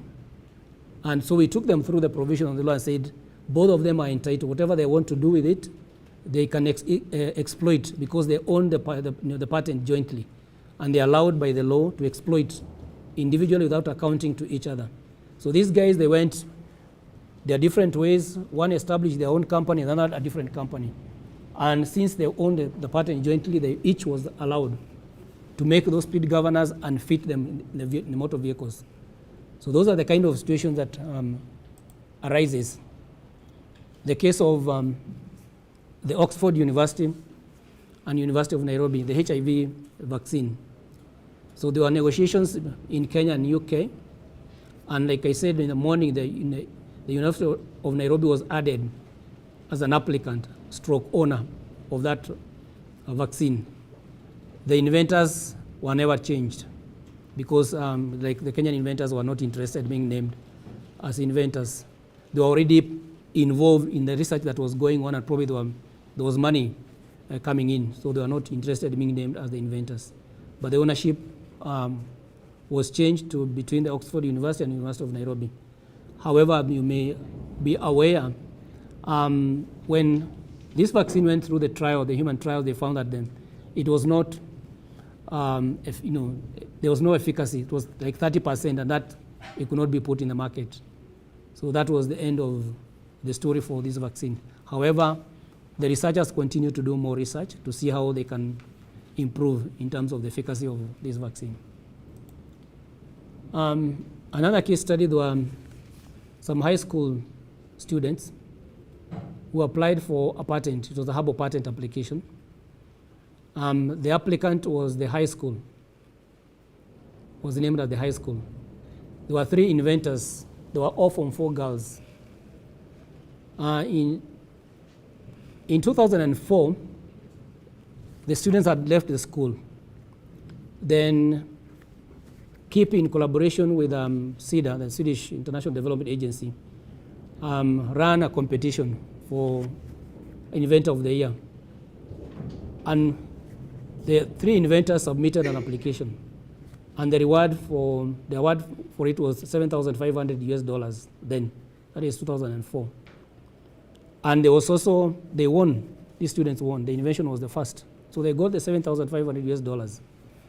And there were companies that were interested in exploiting the invention. It was a herbal thing. Then when the award was announced as the students were the inventors were the winners, things started happening. Requests to be added as inventors from the science teacher who was supervising the student. Supervisor, so the person said, I want to be added as one of the inventors in that patent application. There was the principal who was there during the time the girls were in school. And she also said she wanted to be added as an inventor because it happened under her watch. The new principal also came in and said, now I'm the one in charge of the school, so I need to be added as one of the inventors. The inventors objected to these other people being added. They were not part of it. And for us as the office, there was no provision under the law for this to be adjudicated. Because once a decision has been made, appeal can go to the Industrial Property Tribunal of the MD. And therefore, they were advised, this is the only way you can resolve. You can go to the tribunal, sort out about these issues, and let us know. The decision of the tribunal will implement it. And so that was the end of this story. And one of the students ran with this thing. She was able to put this product in the market. And I believe even up to now, that's her area of interest. She's in the market with this product. Although by now the patent has expired, but still continues to be exploited. The other 2, after school, they were not interested. So they went their separate ways, but one of them ran off with it. Another case was there was an international patent application filed in many countries in 2008, and the applicant was a company by the name Intelligent Control of France.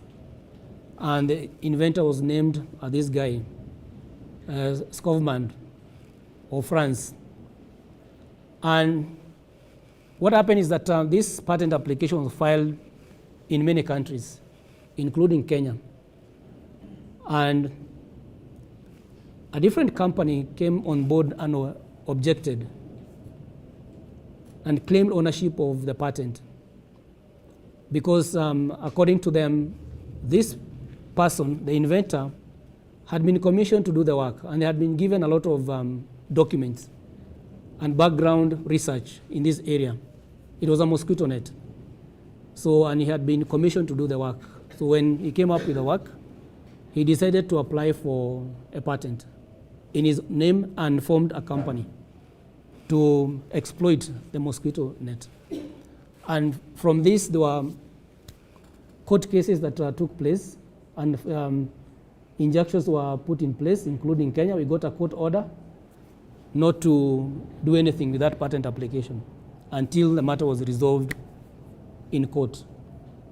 So up to now, we've never gotten a feedback what happened to the case, but the company continues to maintain this patent up to now. As you know, malaria is a big killer in this part of the world, and anything relating to mosquito nets, this was, I think, a very good mosquito net. Would be there's a lot of money in that area. Yeah. So the patent rights also apply with respect to infringement, the right to exclude others from exploiting the invention.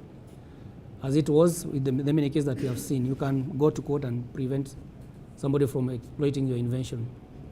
And in terms of claiming damages. We have some examples of inventions that have been commercialized successfully. In the sense of what I've heard from the DVC, the University is also looking at in terms of commercializing inventions.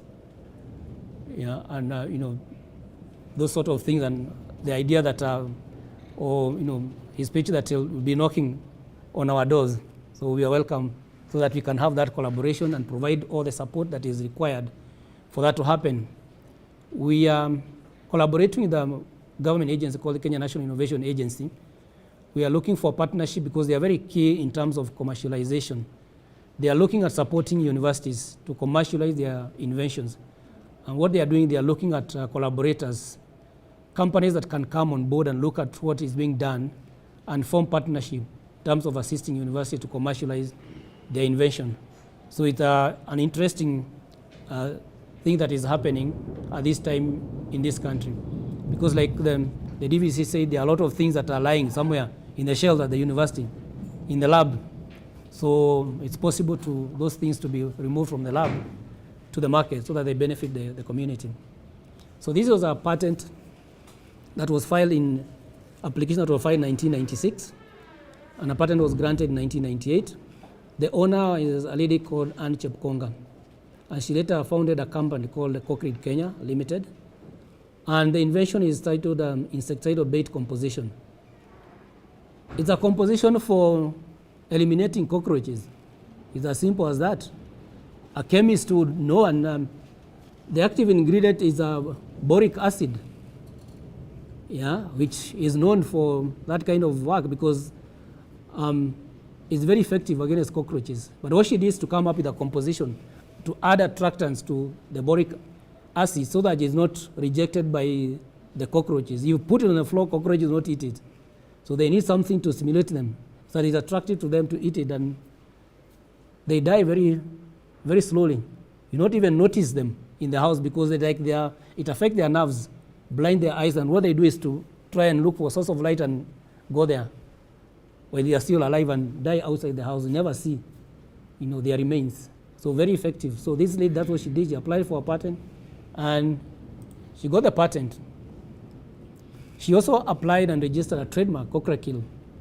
And you can see the picture of the product in the market. If you go to the supermarket, you find it there. And she trained the employees to make this thing.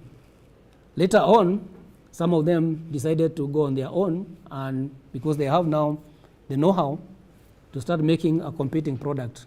So she was able to use the patent to prevent the employees from putting the product in the market. From this product, the company has ventured into other products and services, pest control and cleaning services.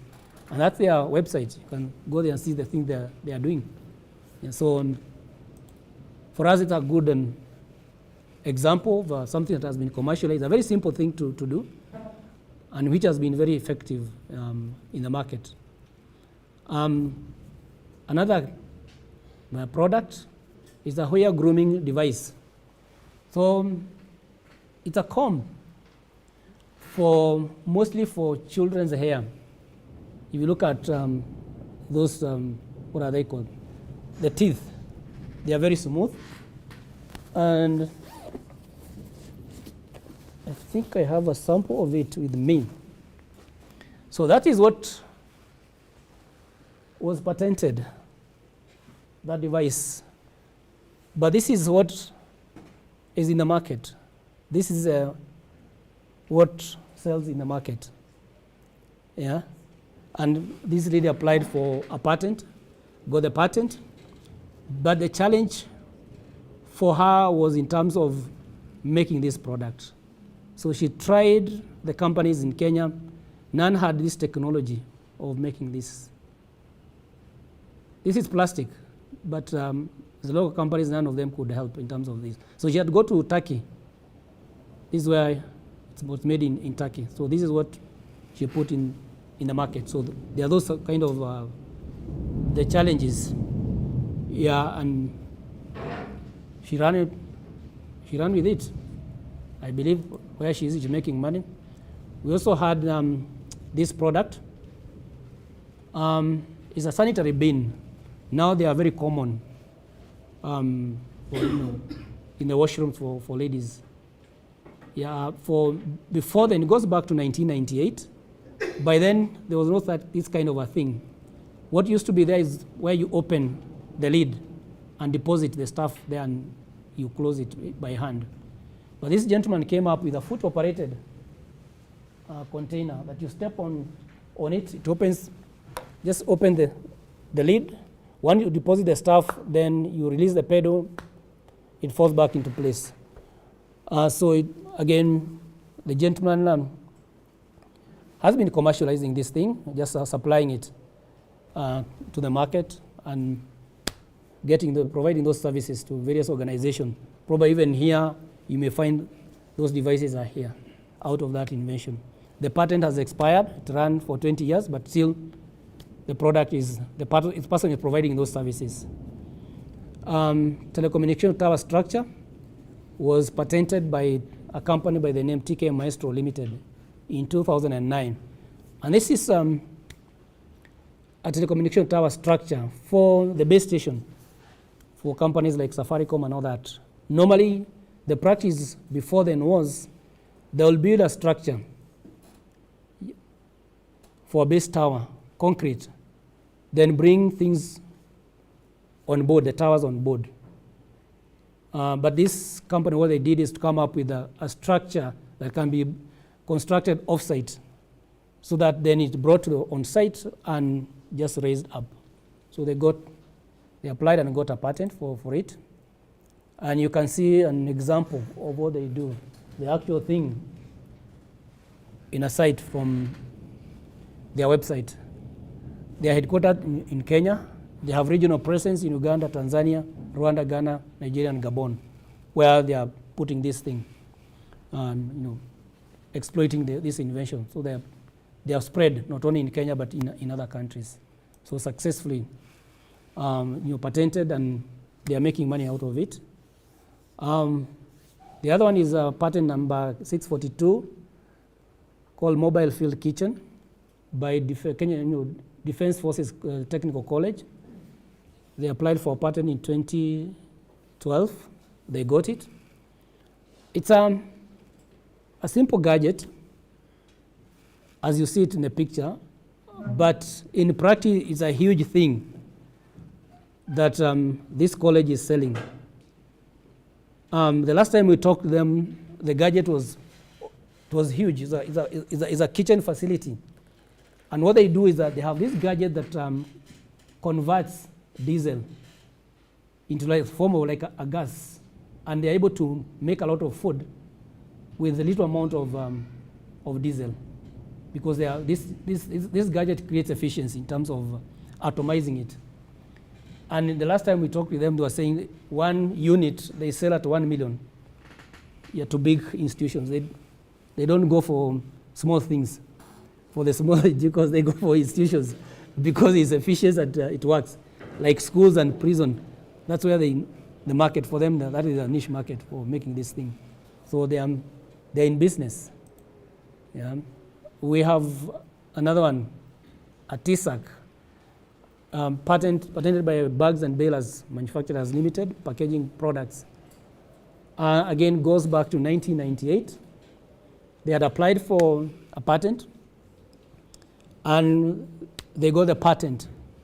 Then after that, KTDA announced a tender for supplying of these bags. They are used for, the ones that are used for transporting tea, even export, these tea bags, yeah. So they applied for the tender, and they won. Because one of the requirements, KTDA was asking if you have any IP rights for whatever you want to supply, give us. So they submitted and they got the tender. It was worth 350 million, yeah, for a year. Yeah, that's the kind of thing they did, and they got the tender. And they supplied KTDA. We have other notable inventions that have, they have been patented: Disipe, ERI, a water purification system, blended compound fertilizer in coffee, Mea Limited. I think they are based in Nakuru. They are still in this business. They partnered with the University of Nairobi to commercialize their fertilizer. Containers, biogas apparatus for making biogas. Erie, it was a vaccine for protection of animals against the malaria infection. And one of the key things that from this is that during the lifetime of the patent, that is 17 years, they continue to pay the annual fees, but they had issues in terms of getting somebody to commercialize the invention. They only found a Tanzanian company that could do that after the patent expired. Yeah, so for them, I think there were a lot of issues there. Yeah. Somebody applied and got a patent for outdoor television aerial tuner, a rotating aerial. They also made some money out of it. Who else? There's also this gentleman, microbiocide, to prevent pregnancy and transmission of HIV. And I think that, I'm not sure to what extent. You may be aware of that. The last one, a biocide, microbiocide to prevent. I think that one was made by a researcher in IPR. IPR, yeah. This guy, Patrick Madera. Yeah. Madera. Yeah, yeah. Yes, yes. I'm not sure whether he was able to put it in the market. Yeah, one of those guys, yeah. All right. So this was a compound that the women could use. It's not made contraceptive, but it was a female contraceptive, isn't it? The one that they could use, so the female gametes would die before. Okay. Okay. Yeah. And that, Yeah. I think that was the invention. Yeah.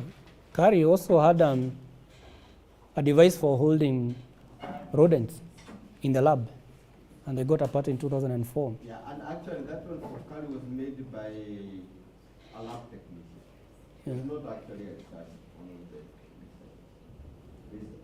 After a lab technician was observing the pain that the researchers were going through when trying, especially to breed the rats.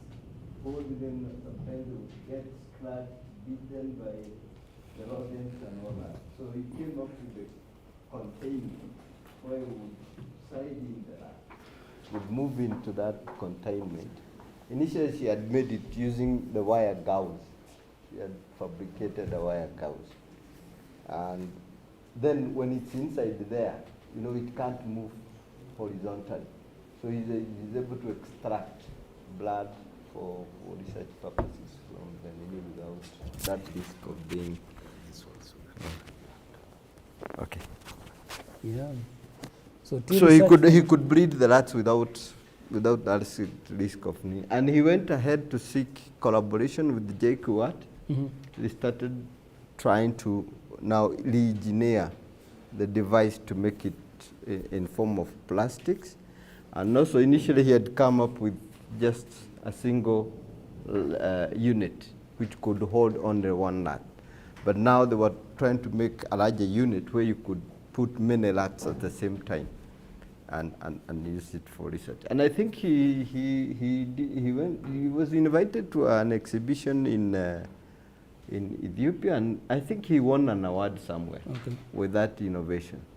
Although it never hit the market in that big, but I think in the long run, probably it will be a common tool to find in the labs. Okay. All right. Tea Research Foundation, process of for optimal production by cateching black teas. So there are still innovations, even in tea industry. People are still doing research and coming up with new things. Vegetable leaf cutting machine by this gentleman. He also was able to supply this gadget to schools for chopping vegetables instead of using human hand. So very fast. You just put it there and you rotate, and output is chopped vegetables. Yeah. So there are those success stories. Utility models are innovation that gives some utility or advantage, saving technical effect not available in Kenya before, or improvement that may not qualify for patent protection. Remember, there are 3 criteria for grant of a patent. newness, inventive step, and industrial applicability. So for utility model, you only need the first one. It's new and can be made in the industry. Doesn't require the inventive step. So for the SMEs, it's a good area to, that we see a lot of activity for SMEs. Things like the gadgets, the portable burner devices. In this, the GCOs, energy efficient GCOs. So we see a lot of SMEs in that area. And also, there's a big group, even foreigners, who are at Strathmore University. There's a company called the Kenya Climate Innovation Center based at Strathmore University. So it's attracting a lot of funding from abroad. And they get funding from the Nordic countries in this area of energy efficiency. So we've seen a lot of interest even from outside, people coming for to do research there in terms of the energy efficiency GCOs. And probably some of them you've seen the supermarket where they are putting some coonies below there and just trying to sell their products. Yeah. So one of them is this one, company called Devlatech Limited. They came up with this and they got a utility model for it. Low consumption kerosene stove. Again, it's an area that is a lot of research is going on. Biomass cooking stove. All these things, there's a lot of interest from the SMEs. This is an interesting one. This was assisting a method for deterring trespass by wildlife. The applicant was Richard Turere. So a young boy, around 16 years, who had come up with this thing. And what we are reading, all this story, all it's saying it's a device with the flashing lights intermittently, so on and off. And that scares wildlife. They will not come to a manyatta. Yeah, because of the flashing lights, animals will keep away. So the idea is to fence the manyatta with that gadget just flashing the lights, and it will scare away the lions from getting to the compound. Yeah, so, and he was able to register this utility model. I'm not sure how far it's gone in terms of, and people are very happy from where he came from because he was helping them. The animals are no longer being eaten by lions, or the elephants were not getting to the compound. And utility model requirements are very simple. Similar in terms of application, similar to a patent. You have to provide the description of invention, claims, and drawings when necessary. The same as a patent. Registration is very simple. You submit the application. We do formality, examination check. Have you submitted all the documents? If it's okay, it's published. And then you get your certificate. So it's a very straightforward and simple process. The only thing we check is, does it meet the requirement? Is it a patentable subject matter? For example, if there's a method of doing business, then you say, no, this does not qualify for registration. And the fees are not much. Application is 1,000. Then there's publication and registration fee, total 7,000. And you're good to go. Benefit of protection, more or less like the patent, the exclusive rights to the owner to prevent other people from infringing. The ability to take legal action. You have a period of protection of 10 years for a utility model. Yeah. I think this one we had covered, the trade secrets, the case of Coca-Cola. So things like the formulas and patents and all that, or information that is not available to the public. Yes, that can be, is protected, it's a form of IP. It's not a patent or utility model, but it's self-protection. Whatever you are doing, you make sure you don't disclose, or you control the people who have access to that information, because it could be used by other people if they come across to it to your detriment. And the rationale is to protect against unfair competition or dishonest business practice. Mostly happens at the company level, where companies are trying to find out information from the other company. What is the other company doing? Can we get that information? Yeah, and they take advantage of it. And the requirement that the information is secret, is not generally known or accessible to person who normally deal with this kind of information. This well protected. Information has commercial value, and reasonable steps have been taken to keep it secret at the company level. Yeah, and we have an example here of a case going to 1999, it was EABL and Castle Brewery. What happened is that EABL launched a product, unmalted beer then. And for them, where they were coming from, the taxes for beer were high. So there's that lower end of the economy that wasn't able to afford the beer, so they were going for those other brews. And so what they did is to come up with the unmalted, because unmalted beer was not being taxed. So there's a reduction of tax. So that's where they came up with a product. Can't remember what was the name. Is it Ranger or Citizen? One of them those days. So, and they launched it in the market. Then the Castle Brewery came into the market in Kenya.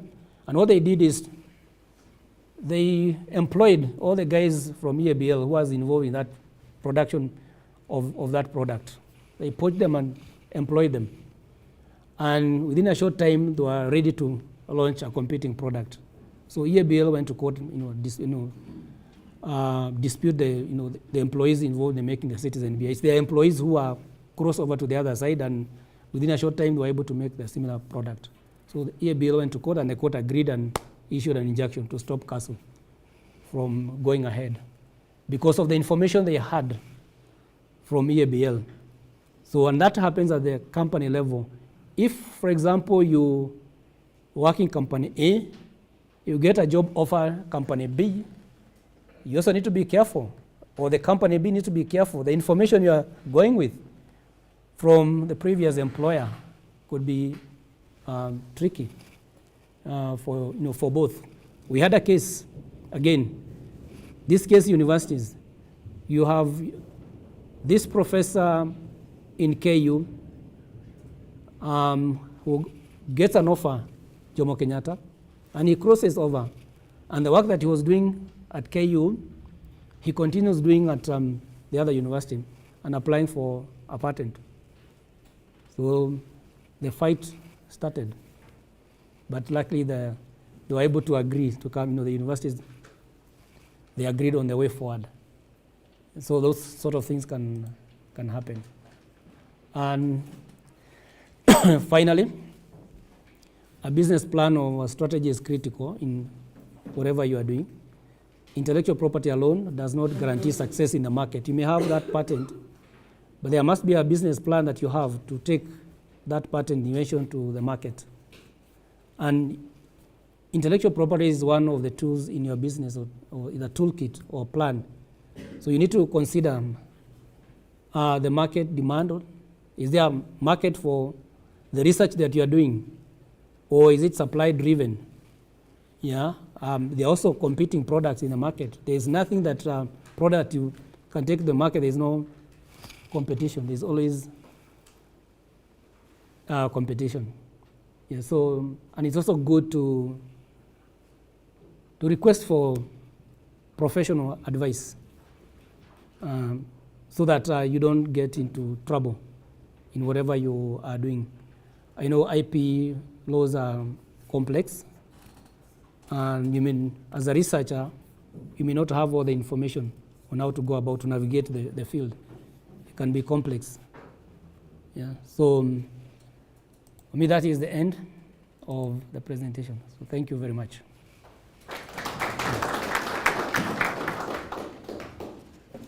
Okay. Questions, comments? I think we open the floor for questions, comments. And yeah, questions and comments? Do you have an additional? Or we have to use this? Okay. So we can this what you have.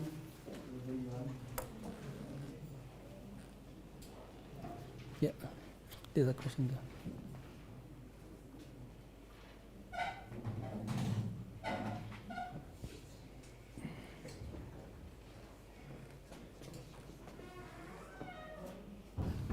Okay, thank you.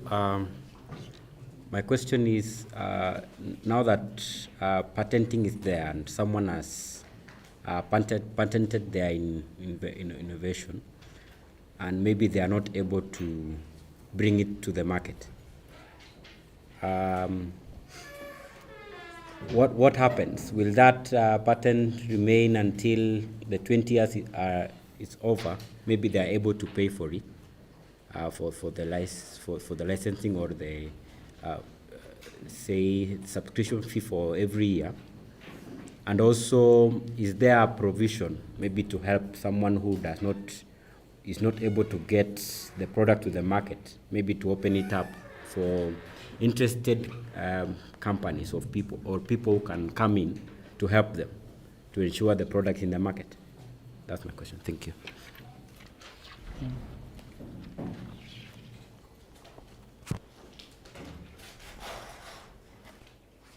Any other question? Yes.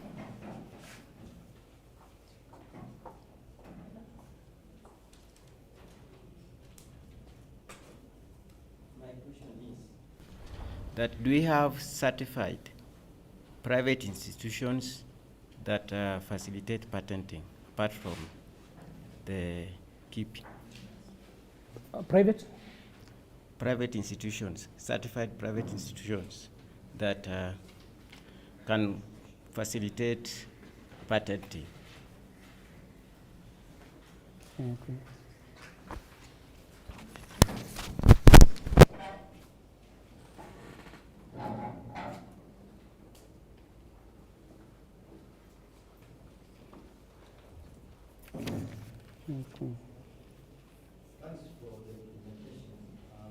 Presentations.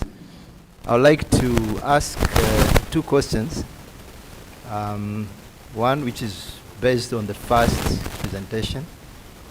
I would like the presenter to clarify to me exactly what should be renewed annually. Is it a brand name, a trade name, or the patent itself? So that's my first question. Now the second question is actually based on experiences which my other colleagues here spoke about, that there could be some innovation somewhere going on, and probably there are very many which we actually don't know. So what is KIPI doing so that they can actually have eyes out there in the field to know that there's something going on and this needs to be patented? Thank you. Okay. Yes, the lady.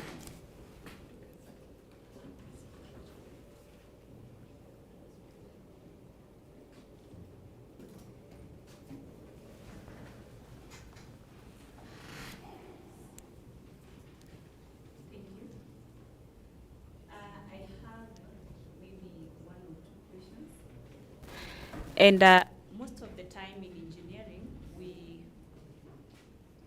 most cases, maybe we don't have a new invention. Sometimes it's improvements. For instance, maybe there is a roster somewhere, and someone decides that this roster I can improve by maybe adding rollers. Will it qualify to be an invention? Because at times in engineering, we just re-engineer or you improve on one aspect of a product. Secondly, I was wondering, in the morning we talked about things that exist or that we own as a community or traditionally. And when they mention something like mursik or whatever, when we apply for patenting for such a thing that belongs to certain community, do we apply as individuals or as a community? Thank you. Okay. So let's handle those ones first. The first question was regard to somebody who has a patented, but the products are not in the market. Do they continue to pay the annual fees, given that they are not able to commercialize the invention? Yes, one of the reasons is that you have to keep your patent in force every year by paying some fees every year. As you try to endeavor to put the product in the market or look for partnership from probably the companies. And nowadays, there is a Kenya National Innovation Agency. They are coming to that space. And in fact, they have advertised, so if you have any innovation that you feel you're not able to commercialize, you can get in touch with them to see how they can assist. Kenya is a government agency that is responsible for commercializing and promoting innovation. So it's possible you could get in touch with them, see how they can assist, or have partnership with them to exploit your invention. I think the question number 2 was are there certified institutions that can assist one to apply for a patent? We have what we call the patent agents, but these are private companies. They are registered with KIPI, and they are able to file the patents on your behalf. But that is optional. If you decide to go that way, it's allowed. And currently we are working with a UN body called the World Intellectual Property Organization. And the idea is to come up with a system or a program to assist inventors in terms of preparing their patent applications, because it's a complex thing. But we are at the initial stages. We are still negotiating. It has not materialized, but we are hoping that will be of assistance. And the idea is you have people, the private companies or lawyers, who can volunteer their time. In legal terms, they call it pro bono, free of charge. They work with you, they help you to do their work, but you are not paying them. There's a way they'll be recognized through that system, the Innovation Assistance Program, but it's not yet in place. So we are hoping that once that comes into place, it will be assistance to the inventors, especially the individual inventors, not the ones that are from companies. Yeah. There was a question from Violet, who is asking that we talk about the patent KE 892. Maybe I'll request the team to maybe talk about it. I'm sure that he's engaging. Team, there's a question here for you about your patent, KE 892. Not yet in the market, but you already have a patent. Yeah, there was the instant ugali one from Professor. Oh, the instant ugali? Yeah. Okay, so it's patented, I mean? We are still trying to see if we can get somebody to Okay. in order to commercialize it. Okay. So you're looking for partnership? Yeah. All right. Okay. All right then. I think that is the answer. The other question was regard to the annual fees. For what annual fees you pay with respect to patent or utility model. Trademark, you pay the renewal fee after 10 years. Yeah, after 10 years. Industrial design, and you can continue paying after every 10 years forever. Yes. I think there's a trademark that was registered in 1913, still active. The owner, they continue. After 10 years, they renew. Yeah, so it's possible. Trademark is as long as you are in the market or you're interested, you can continue renewing. Industrial design is 15 years protection, but you renew after every 5 years. So if you make your product for 5 years, after 5 years you realize, oh, it's not working for me, you can decide not to abandon it, not pay the annual fees, and that is the end of it. Yeah, so the other question is innovations that are out there, but not known. What does KIPI do?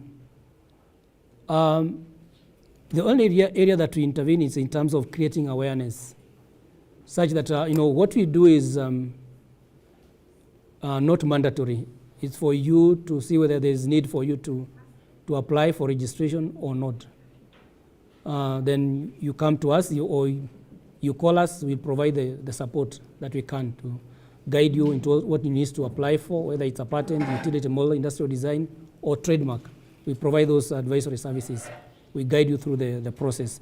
But in terms of going out there, trying to identify the patents. No, we just come to provide the information and of what is required for you to obtain those rights.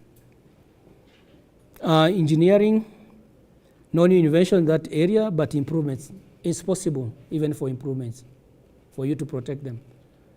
If it doesn't qualify for patent, you can get a utility model, or even in industrial design. Industrial design is powerful, as my colleague will present tomorrow. It's a very powerful form of protection. Yeah, you are in engineering, so you may have, let's say, what are they called? Like this system, hydraulic system, or maybe somebody is using electrical system. Yeah, so you may find that you have this gadget that probably you're using an electronic system. Then somebody comes with a hydraulic system, but in terms of the shape, they make it as similar as possible to your electric system. So that can create confusion in the market. So that you can protect using an industrial design, the shape of your product. Yeah, so that somebody does not use a different material, but the shape is the same as yours. Yeah, so there are all these possibilities that are there. And if I could add to that, actually there's a lot that the engineers can do. And they are actually the best to convert what is done in the lab to actual products in the market. The intellectual input they add to what is produced in the lab, not in the lab mostly, it's the concepts. But when it comes to actually producing a product that will function and be able to satisfy or solve the problem out there, the element of engineering comes in. So there is that knowledge contribution or the inventions that come from the engineer, apart from the inventions that are made by the science researchers in the lab. And the two combine together to actually devise a working product. Without the knowledge of the engineer, the science in the lab may not generate a product that you can sell out there.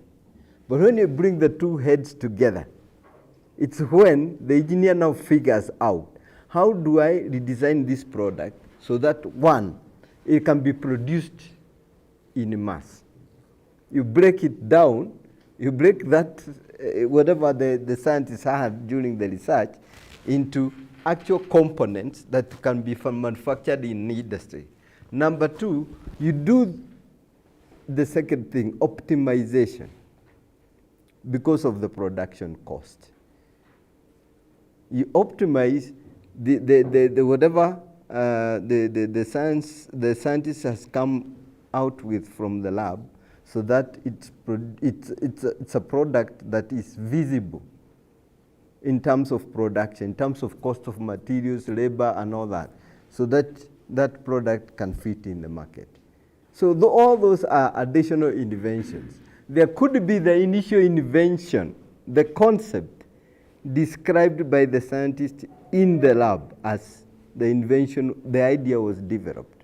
But the idea of a final product that is functioning, of course, there is a lot of input from the engineers. So it's upon the person now who is preparing the patents to be able to capture all these things in the claims properly, so that the invention that comes from the lab and the invention that comes from the engineering aspects, then they are captured well in the patent application. I think that's what I wanted to add. Another thing, there was this issue of what we have there is in the field and supporting inventors in filing. I think we have started a program that was initiated WIPO, what we are calling the TISC program.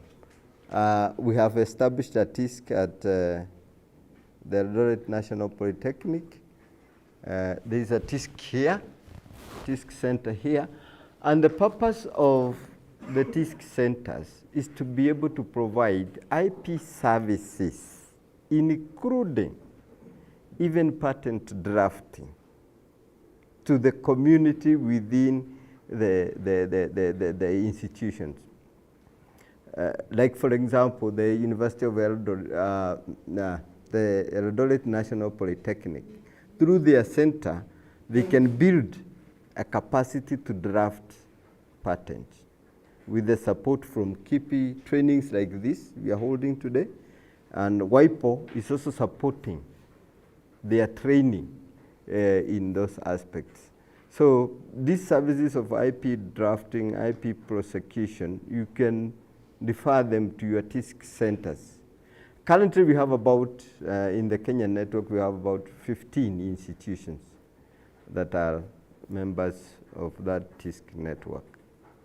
Each of them has a TISC center, and they are slowly developing their capacities to be able to provide services like of patent drafting, patent filing and prosecution. And in addition to that, they are also serving as eyes out there which can pick out inventions from the communities they are serving. Therefore, it's not KIPI alone that is doing this work of going out and identifying inventions, but other institutions also, like Kenya and others, when they're out there in the field, they're able to pick out some of these innovations and then alert us so that we can give them appropriate attention. I think that's what I just wanted to add up to that.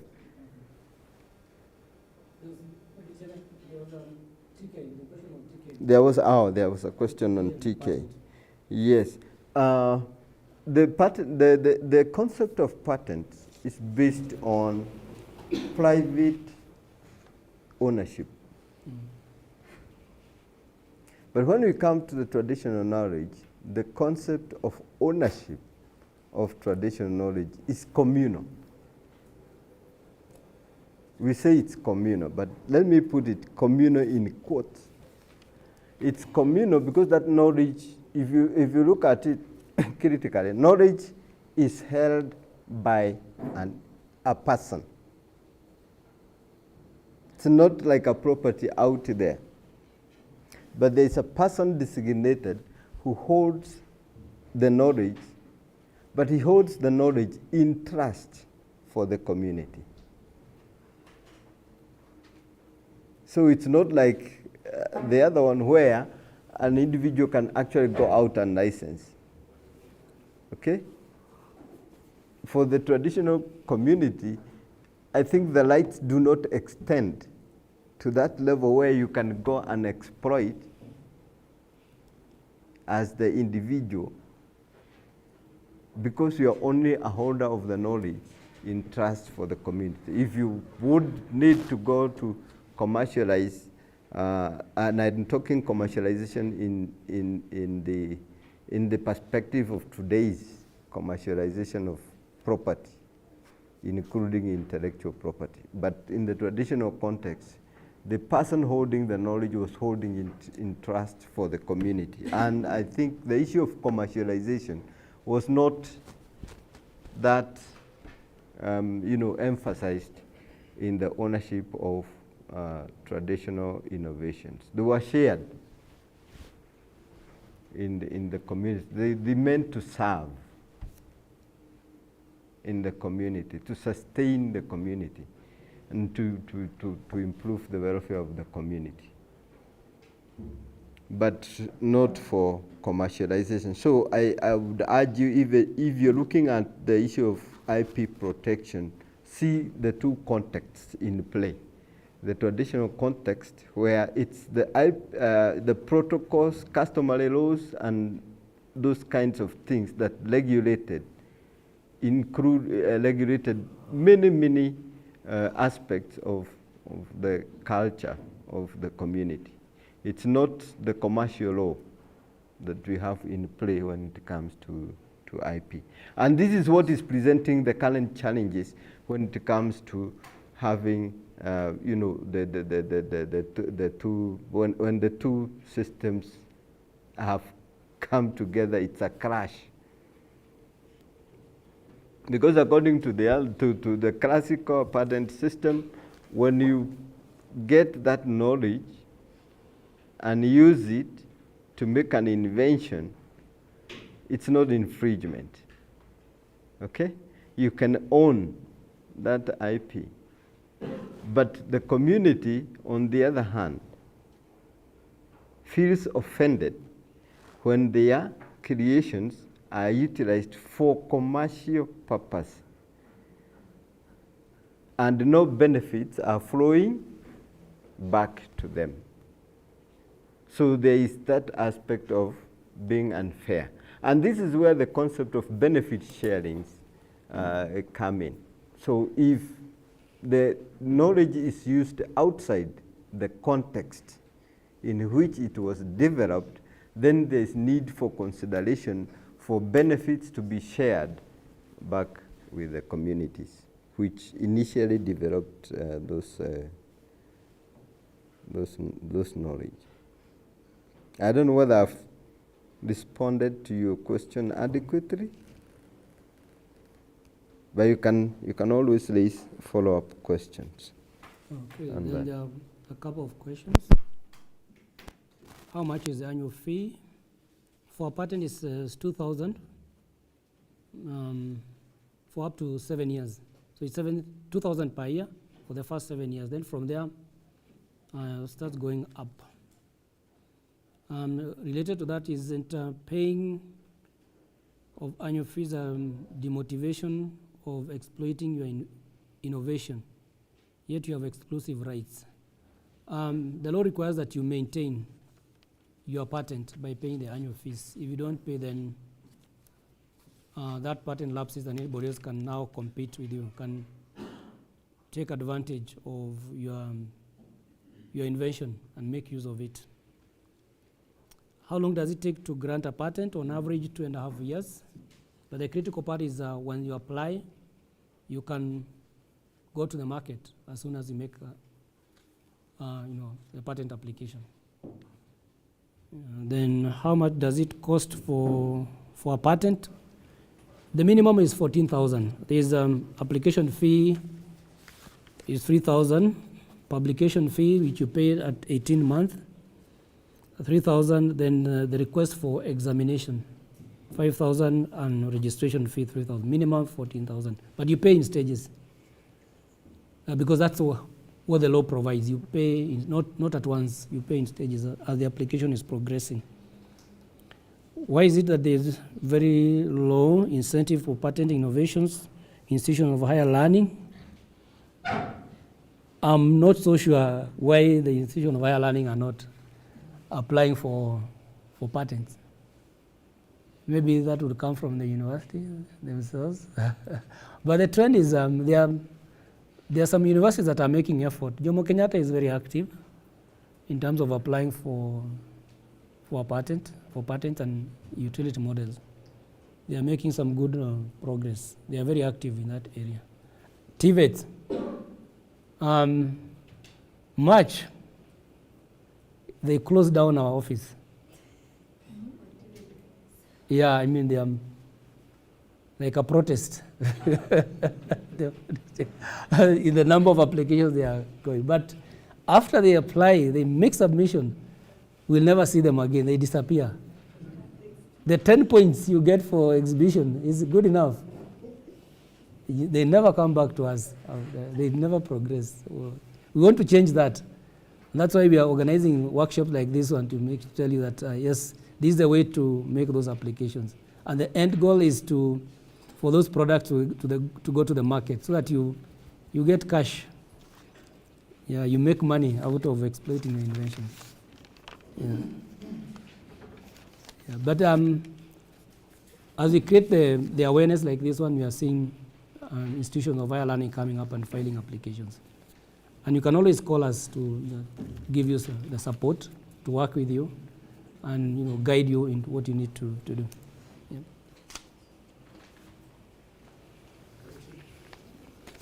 Yes, the question there.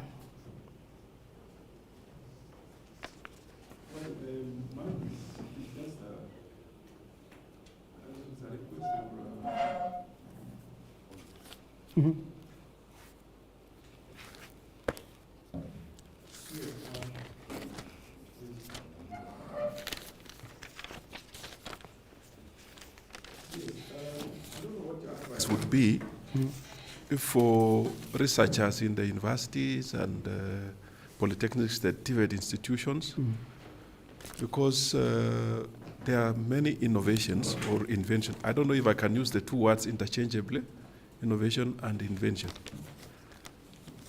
There are lots of, when they are doing their proposals, they have a brilliant idea. It looks like an innovation, and then the delay, the time it takes from the time it is proposal up to when it is, final thing that they can now fully test is quite low. So I don't know at what point should they apply for a patent, if it is a utility model, so that if somebody else comes up with something like that, they will have, like my own case. I developed an SMS system to relay climate and weather information to the farmers. And this thing was meant to, to assist farmers due to issues of climate change so that they make informed decisions. When they get these weather advisories, they're able to plan their activities in the farm. So after the proposal, this idea was very good, and when I went to the field, I collected the data. But the time taken between that proposal up to graduation is quite long, maybe 5 years. So at the point when I wanted to apply for a patent, I didn't want to deploy this model on the internet because somebody would steal my idea. I didn't know that there was another thief who will come and steal my laptop because it was a system based. So my laptop was taken and lost considerably. The whole at the point of when I'm trying to ask for a patent. So should these people be supported so that they can even apply for this patent at their proposal if it is a utility model, so that by the time they operationalize this model, they will have secured that this is their innovation. I don't know if it is clear. Yeah, it is. Because I lost it actually, and many others will not patent because it takes a long time right from proposal to actual product. Thank you.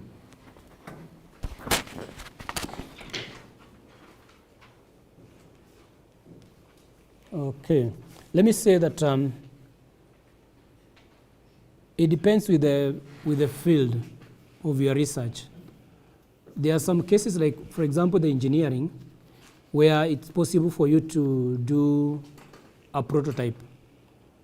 And at that point, you can apply for a patent because you have something that demonstrates this thing can work. So it's possible you can apply at that stage, you have a prototype. Because the danger is that if you don't have a prototype and you apply, then when you come to make the prototype, you find that whatever you thought would work does not work. So you'd have to apply for a new patent with the new improvements that you've made. I had a gentleman who came up with a gadget he wanted to try in the market for advertising. And then it was a drawing, just a drawing.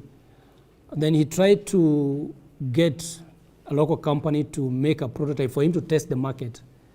But the fees being charged were exorbitant because the company was saying, you need to give us an order of 10,000 units of this thing for us to invest in terms of coming up with a mold to make your gadget. Then for him, he was not sure about the market because he needed just one or two units to try and find out how the market is. And so what he did is to fly out to China and work with the Chinese for 2 weeks. And whatever, the way he had designed it, the Chinese were able to assist him in terms of improving. One, in terms of the locking mechanism. So whatever he had applied with us and what he came up with from China were two different things. Yeah, so it depends at what stage you are. you can get to a point where you see this thing can work in the market, then at that point you apply for protection, because nothing much will vary. Some areas like the chemical industry, because it's something that you can do the test in the lab, it is possible for you to apply as soon as you have maybe, the chemical formula at very early stages. And that's why you find that in pharmaceutical, it's possible to go up to 15 years before they bring the product to the market, because there's a lot of refinement that is done. Because in chemical, you'll just give the very generic formula. And what are they called? What do you call them? Those things that you add. R, where R is this. Yeah, those chains. So you give those chains at a very high level, which you can, out of one, you can generate like 1,000 different compositions. So that's what we see with the pharmaceutical. There are the possibility like 1,000 compounds that come out of it. But then that will be refined later on, because it's still covered by the initial patent. So it depends with the field that you are working in. But it's still possible. There are opportunities also to apply, let's say, a provisional patent application, which is valid for 1 year. And the fees are manageable. For a patent, it's 1,000. You can even apply for a utility model provisional application, is 500. Then if it doesn't work out within 1 year, nothing will become out of it. We'll never disclose it to anybody else. Is in our record, it remained as it was never filed. It will never disclosed. That's the end of it. Once you come up with improvement, you can still file for those improvements. Yeah. So you work that way until probably you come to the point where you feel that I'm somewhere. Yeah, because as you are working in that area, know that probably there are also people thinking about the same, and they could also developing a similar system. That probably, like it was said, the money could hit the market earlier than you, and then you are nowhere. By the time you finalize, you as somebody else is already captured the market. Yeah. And the reality is, for a patent to be granted,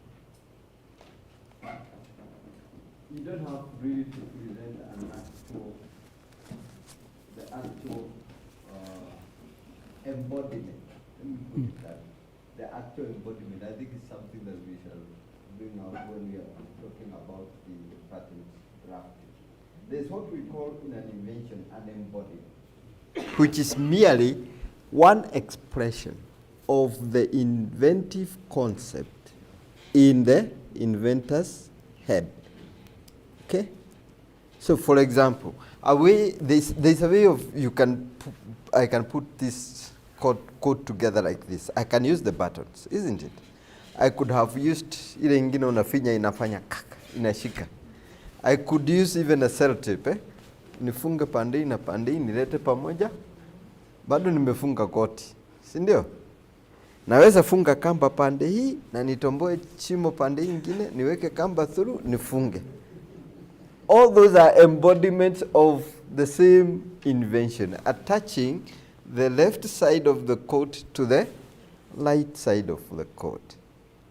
So, one thing that you learn when we get to the patent drafting training is that what we capture is the inventive concept, the invention in the inventor's head. The article that you're talking about that can, that is working and whatever, that is just one embodiment of the invention. There could be many other embodiments of that invention. I don't know whether I've answered your question. It's not a must that you actually have a working prototype on the table.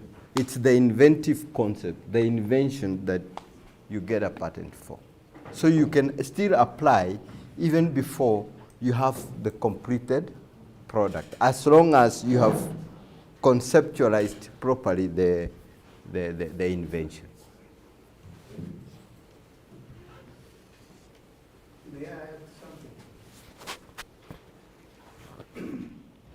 The there's one issue that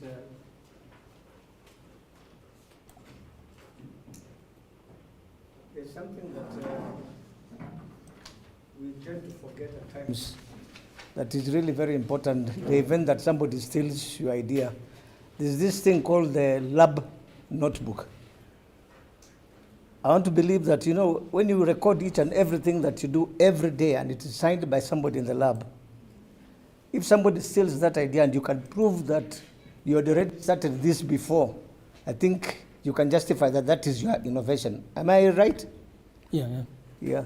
So having a notebook in your lab and the ideas that you have, it's always good to write what you do every day and let somebody, a senior person in the lab, to sign that you've already done this. Then in the event that somebody steals it, you can still go back and claim and sue that person that had already started this 2 years ago. So you'll be able to protect the idea that you want to do before you launch the patent application. Yeah, because within the same time, I have somebody talking about almost the same thing. Yeah. So if you had the lab book, and you had been recording every day, then you can actually justify that this is my idea. And it's realized when you actually maintain intellectual property management processes within the institution. I don't know, do you have IP policies within your institution? University of Eldoret, we have, yeah. I know you have, but you have not maintained the processes. Do you have SOPs aligned with the policy? Are they mainstreamed? Are they like, can I go and ask? Well, we have a policy. No, the processes. Actually, having a process, policy is easy. You can actually download one and take it to send it. We have an IT policy. That's not what is important. But mainstreaming the process that brings into effect, that breathes life into that policy, because it's supposed to be legal. We now have that department, the Intellectual Property Management Office. Okay. Yeah. So it's now in place. So things are going to be mainstream. Yeah. Revising the SOPs, yeah, and roll them out. That is when you realize the benefits of the IP policy. And that's when questions like he's asking of like the ownership of ideas. Because sometimes they take many years before we reach the end of the processes. When there are changes during the process, somebody maybe loses his data and all that, or somebody steals somebody's data, or questions come to the IPMO office. Two people claiming invention of the same thing. How will you determine without? If there was no proper management of the recording on what the researchers are doing in the lab, and submission of that. Again, that supports the aspect of even filing patents. Because the person at the IPMO is able to determine when there is significant advance in terms of the research, and then he can file patents on the book. You can file patents on the book. You don't have to complete the process. You can file an application at this stage, file an additional application at another stage. Yeah, no, an improvement of the same. And over time, before the end of the 12 years from the time you filed the first one, you can actually bring all those together in one application, and you claim priority on each of the small improvements you have done over the last 12 years. There is something we call priority when it comes to patent applications, whereby you can claim ownership or an invention that you're filing in before to expiry of 12 months. Okay? Can claim priority on an application that was filed maybe, let's say in February, okay? And in December, you claim priority over the invention that was filed in the NINI. And when you do that, that final application can actually collect all these others on board. Then you can advance and progress that one and leave the individual small applications that are included. I think that's the way it works. Yeah. Yeah. You can file small step incrementals, and then file one that covers all that and claim priority based on those other earlier applications.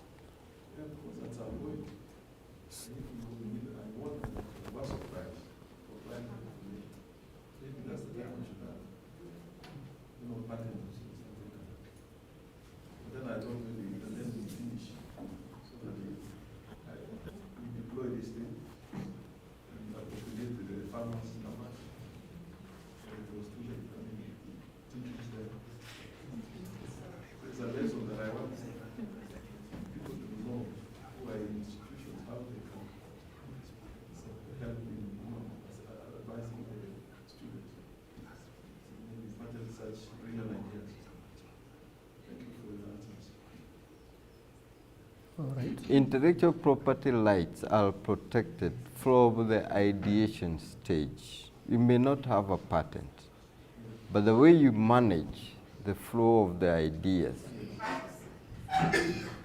and manage information that is emanating from the research people, what they are doing, so that it doesn't fall outside into the public domain before a patent is filed. Yeah. So you can claim small inventions on the go.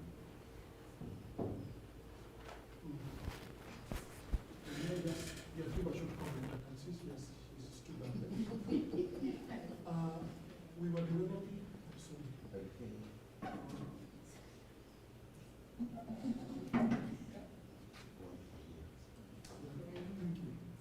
developing, a proposal with 4 colleagues. Now, one of our colleagues from Nairobi, from an institution in Nairobi, is a lady. And this lady insisted that before we proceed further, even looking for funds, it has to be protected. Because she said in the past, some of her proposals were stolen.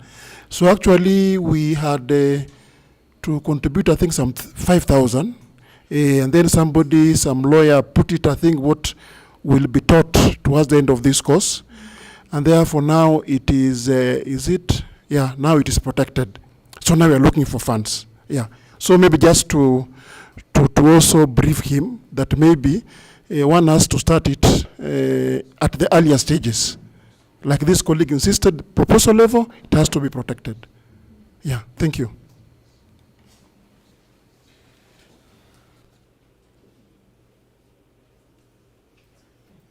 Can we bring it to a close for today? That's okay. I think there will be room for further discussions as we have almost another 4 days to talk about in case of the question or comment Thank you so much for the sessions that we have had today. So again, I'd like to ask us to appreciate our facilitators with an applause and clap. And also appreciate ourselves for being in this training through the day. So another hand clap. So we'll close for now, but as you've heard, we have another 4 days to go. Tomorrow we begin at 8:30. We are sorry that today we began late, a bit of logistics, but we are set. So tomorrow exactly at 8:30. I'll ask a volunteer to close the meeting with a word of prayer. Oh, sorry, today there is no tea. There's no tea. Logistics.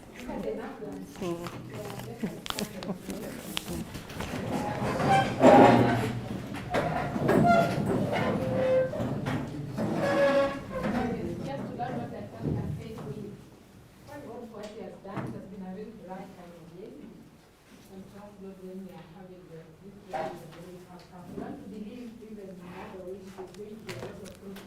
This